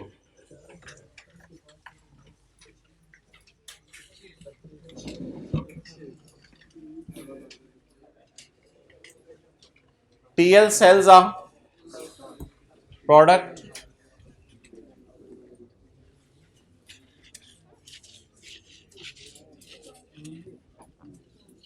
ये पास पेपर का कौन सा सवाल है? Question number 2। वारंटी वाली क्लास ली थी कल परसों वाली। TL sells the product B with, ये अब वो जो सवाल है ना वो जरा मुझे दोबारा याद कराना है, कस्टमर वाला दोबारा डिस्कस करूंगा मैं। TL sells the product B with a warranty of 12 months. TL product B बेचती है 12 महीने की वारंटी के साथ, अगरचे द, अच्छा टीएल कौन है? हमारा कारोबार क्या इधर कुछ भी नहीं लिखा हुआ। Turquoise in the process of finalising financial statement for year ended 30 June 2019। TL sells product B with a warranty of 12 months. हम एक प्रोडक्ट बेचते हैं 12 महीने की वारंटी देके, अगरचे मैन्युफैक्चरर जो सल्फर है वो वारंटी देता है कितने महीने की? 8 महीने की। इस लाइन का मतलब था यहां तक। मैं, मेरे पास कोई ग्राहक आता है ना तो मैं उसको 12 महीने की वारंटी दे देता हूं, लेकिन जब वो डब्बा खोलते हैं ना तो उसको मैन्युफैक्चरर की तरफ से भी कितनी वारंटी मिली होती है। तो फिर मुझे ज़रा रिलैक्स फील करना चाहिए, तो मैं सिर्फ उसकी तरफ कितने महीने के लिए लाइबल फील करूं? 4 महीने के लिए, क्योंकि 8 महीने के लिए कौन वारंटी दे रहा है? मैन्युफैक्चरर। और ये बात भी मुझे पता होगी, ऐसे नहीं कि डब्बा खोल के मुझे वो बताएगा, मुझे ऑलरेडी ये बात पता होगी कि 8 महीने की वारंटी कौन दे रहे हैं और 12 महीने की वारंटी हम दे रहे हैं। Warranty services are provided by SL का मतलब था, warranty services are provided by SL.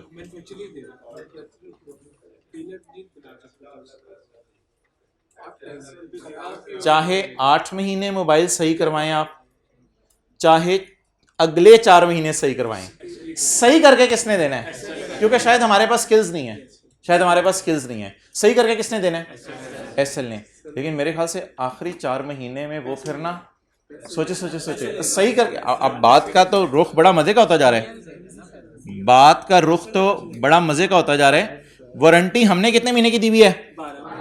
12 महीने की, और मैन्युफैक्चरर ने। लेकिन वारंटी सर्विसेज किसने देनी है? सही करके किसने देना है?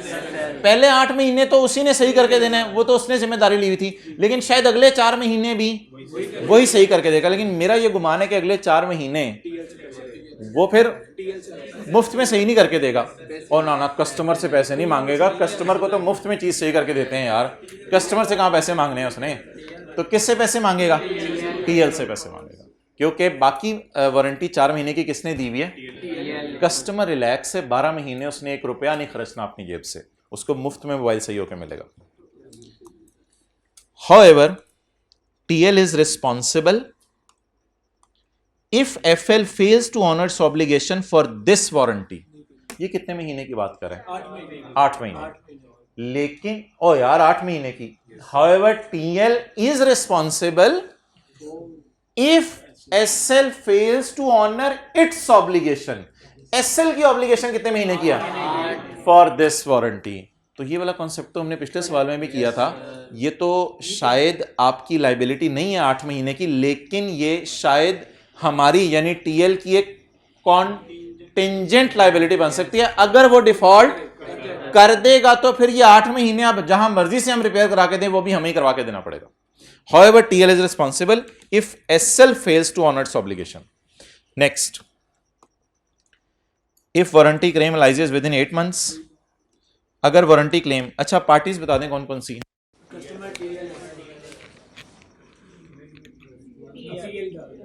टीएल इधर, कस्टमर उधर, एसएल। अच्छा जी, अब अगर मैं बात करता हूं 8 महीने की, अगर मैं बात करता हूं 8 महीने की, the manufacturer sulphur provides warranty of 8 महीने। 8 महीने की वारंटी एसएल दे रहा है किसको? कस्टमर को। कितने महीने की? लेकिन शायद टीएल को भी इस 8 महीने के पैसे देने पड़ सकते हैं अगर एसएल क्या कर जाए? डिफॉल्ट कर जाए। और 4 महीने के लिए, 4 महीने के लिए कौन लायबल है? टीएल। 4 महीने के लिए टीएल लायबल है किसकी तरफ? कस्टमर को चीज सही करके देगा। लेकिन मैं ऐसे ही ना एरो इसका एसएल की तरफ बना रहा हूँ क्योंकि इसने पैसे तो एसएल को देने ना मोबाइल सही करने के, तो एरो मैं एसएल की तरफ बना रहा हूँ, वो आप इसकी तरफ बना लें, इसकी तरफ बना लें, बस 4 महीने की लाइबिलिटी इसकी है, 4 महीने की लाइबिलिटी इसकी है। एरो आप इसकी तरफ बना लें, मुझे ज़्यादा बेहतर लग रहा है। कस्टमर की तरफ बनाने, कस्टमर की तरफ बनवा लें, कस्टमर को हमने मोबाइल सही करके देने, लेकिन पैसे किसको देने हैं सही करने के? एसएल को, क्योंकि सही करना सिर्फ किसको आता है? एसएल को आता है।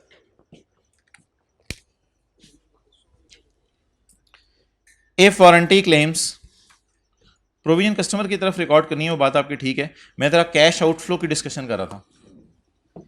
If warranty claim raises within 8 months, SL does not charge any cost. If warranty claims raises within, SL does not charge any cost to excellent. Customer को तो कोई दुनिया का बंदा चार्ज नहीं करता प्राइस, कस्टमर को पागल हैं लोग चार्ज करें प्राइस। इफ एसएल, बोले बोले बोले, इफ एसएल, बोले बोले क्या लिखा हुआ है? However, if warranty claim arise within, SL does not charge any, किसको? हाँ, does not charge any cost, आगे लिखें 2TL, 2TL, फुल स्टॉप। अच्छा, ऐसी कोई अजीब सी एक एडजस्टमेंट होती है 3-4 में, तो उसको थोड़ा बहुत जितना भी पेपर में सही हो जाए बस काफी है। However, SL charge 500, SL charge 1000, SL charge 2500 for a minor moderate, इस तरह का तो सवाल किया हुआ है, for a minor moderate and major defect respectively in each unit if the defect arises within extended warranty period of 4 months offered by SL charge to whom? Customer को नहीं चार्ज करना, कस्टमर को free में करके देनी है। SL charge to TL, तो SL TL को कहेगा तू मुझे पैसे दे अगर 4 महीने में मोबाइल आया, सही मैं कर दूंगा लेकिन पैसे तेरे से लूंगा। Okay, the probability data warranty claim in respect of unit sold में राइजेस एज अंडर। अच्छा, निहायत ही ना कोई बोंगी चीज बना रहे हैं, अगर पहले 8 महीने में खराब होगी तो 12 चीजें आ जाएंगी माइनर रिपेयर के लिए, पहले 8 महीने में खराब हो गई तो 7 चीजें आ जाएंगी मॉडरेट रिपेयर के लिए, पहले 12 महीने में खराब हो गई 8 महीने में तो 4 चीजें आ जाएंगी मेजर रिपेयर के लिए, और 8 महीने के बाद अगर 9वें 10वें 11वें 12वें महीने में चीज खराब हुई तो फिर ज्यादा चीजें नहीं आएंगी, फिर शायद सिर्फ 6 चीजें आएँ 100 में से, फिर शायद 100 में से 10 चीजें आएँ, फिर शायद 100 में से। मेरे ख्याल से इन तीनों का टोटल करें तो ये कोई 30-40% चीजें बेचारों की हर साल वापस आ रही हैं, पता नहीं क्या कारोबार कर रहे हैं। तो ये इनका अंदाजा है, लेकिन ऑब्वियसली दुकानदार परेशान सिर्फ इस रिपेयर में होता है, मेजर रिपेयर में। माइनर और मॉडरेट रिपेयर तो दुकानदार की चलती रहती है।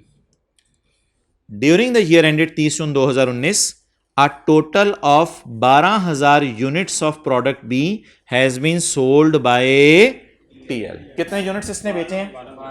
12,000।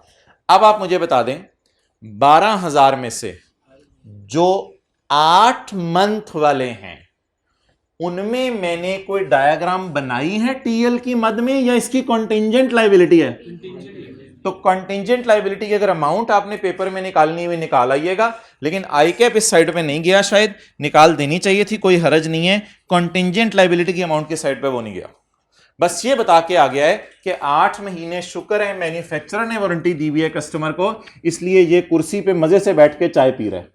लेकिन एकदम चाय पीते पीते कप हिल सकता है अगर खुदा ना खास्ता मैन्युफैक्चरर कह दे कि मैं 8 महीने की जिम्मेदारी नहीं लेता, तो फिर ऐसी सूरत में कॉन्टिंजेंट लायबिलिटी राइज होती है।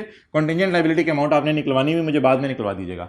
फिलहाल मुझे इसके बताएं, ये जो बेचारा 4 महीने की एक्सटेंडेड वारंटी दे बैठा है तो इसका क्या करें? ये कितने के लिए अपने आप को लायबल फील करें? क्या 9वें 10वें 11वें 12वें महीने में 100 में से 6 चीजें वापस आ सकती हैं माइनर रिपेयर के लिए? तो 12,000 में से फिर कितनी आएंगी?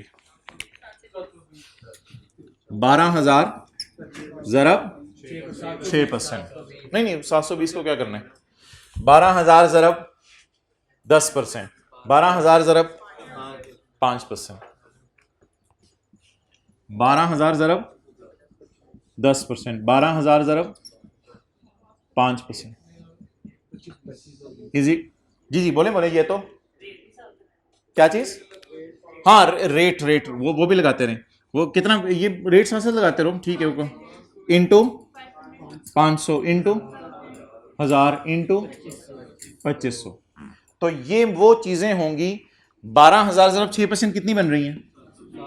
720 चीजें आएंगी। तो 720 पे कितना खर्चा आएगा? 500। 12,000 जरा 10% कितनी चीजें आएंगी? 1200 पे कितना खर्चा आएगा? 1000 इज इक्वल टू 3060 000 3060 000। नोट कर लें। 30,60,000।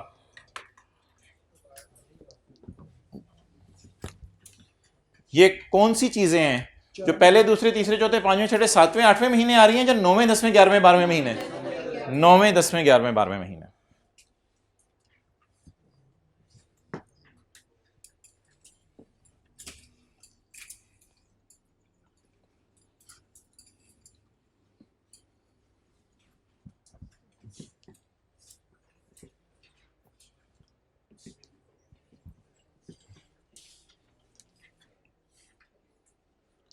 Okay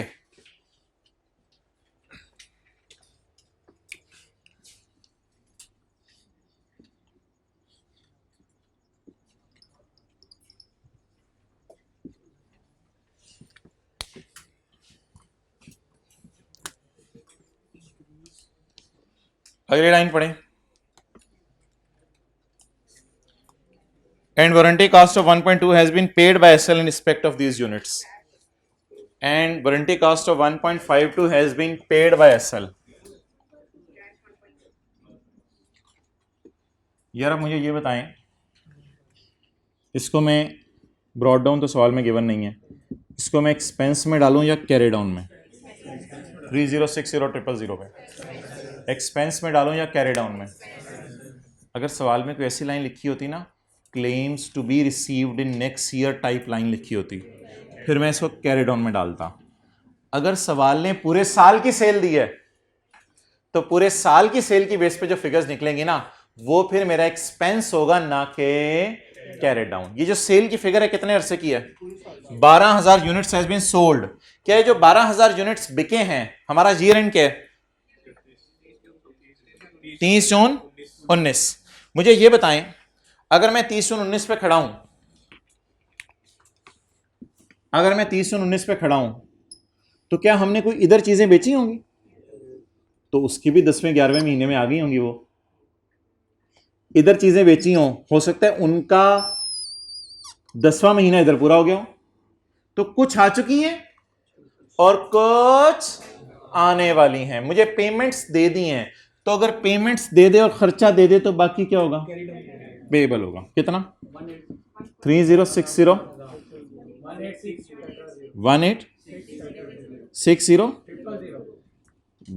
1860 000। It is my remaining payable. आपको एक लाइन में दिखाने लगा हूं जिससे शायद मैं आप ज्यादा अच्छे तरीके से समझा पाऊं कि मैंने इसको एक्सपेंस में क्यों लिया और कैरी डाउन में क्यों नहीं लिया। ये सवाल मैंने आपको कराया था, क्वेश्चन 3 की एक लाइन पढ़ें। ना यार कहीं ना लिखो, इधर देखो। क्वेश्चन 3 की एक लाइन पढ़ें। On 31 December 18 it is estimated that total cost of 4 and 7 would be incurred in next year for providing services. Would be incurred in next year for providing services. ये कैरी डाउन है और इसमें payment दी भी नहीं हुई थी वैसे, तो ये कैरी डाउन है, इसी को हमने एक्सपेंस में डाल देना था। Would be incurred in next year, ये इस सवाल में लिखा हुआ है। इस सवाल में ये नहीं लिखा हुआ would be incurred in next year. इस सवाल में जो मुझे निकलवा रहा है वारंटी, वो कैसे निकलवा रहा है? वो unit sold during the year दे के निकलवा रहा है। तो ड्यूरिंग द ईयर वालों में से एक भी नहीं आया होगा। 25 महीने बाद आती हैं चीजें या 9वें 10वें महीने से आने लगी होंगी? पहले 8 महीने तो वो जिम्मेदार है, तो 9वें 10वें महीने से हमारी आने लगी होंगी चीजें। शायद कौन सी चीजें अभी आ गई हों? जल्दी भी जुलाई वाली चीजें 8 महीने गुजरने के बाद कोई मार्च अप्रैल में आने लग गई होंगी, तो इसका मतलब है उनकी तो पेमेंट्स हमने कर दी होगी मैन्युफैक्चरर को, तो ये टोटल है, इसमें से पेमेंट माइनस कर दी, it is my payable, it is my payable. और अगले सवाल में क्या लाइन लिखी हुई है, it is estimated at total cost of 4 and 7 would be incurred in next year. तो ये कैरिड ऑन बैलेंस दे रहा था, लेकिन ये वाला सवाल खर्चा दे के पेमेंट दे रहा था, तो बैलेंसिंग हमने क्या निकाल लिया, कैरिड ऑन। अच्छा, अगर कंटिंजेंट लायबिलिटी निकालनी होती वो कैसे निकालते हैं, सिंपल, 12,000 ज़रब 12% ज़रब 500 रुपया, तो ये कंटिंजेंट लायबिलिटी की अमाउंट निकला थी। अब आप सॉल्यूशन पढ़ें। Solution. TL should record a provision for case file पे होना नहीं पाइजन। दो हेडिंग्स दी हैं आई कैप ने, first 8 month and subsequent 4 months. In the given scenario, warranty period is decided into bifurcated into two. First 8 months and subsequent, both periods are discussed separately below. First 8 months, no provision is required in TL books. First 8 months, no provision is required in TL books. Since SL is responsible for warranty claim arising in this period and no cost is charged by SL to TL. However, since TL is responsible if SL does not honor its obligation, the TL should, ये दोनों लाइनें सवाल से उठाई हैं उसने, therefore TL should disclose a giving a brief description of fact and estimate of, और अगर आपका दिल चाहे तो वो एस्टीमेट निकाल भी सकते हैं। सब्सिक्वेंट 4 मंथ्स का क्या करना है, provision should be recorded as there is a present obligation as result of past event के sale of product. Computation is as follows, 30 less already claimed is equal to provision to be made बकाया 1860000। तो ये figure उसने पकड़ी है, इसमें से 1200 minus की है और ये फिगर कितनी निकल आई, 1860। ठीक है जी, होगा इंशाल्लाह।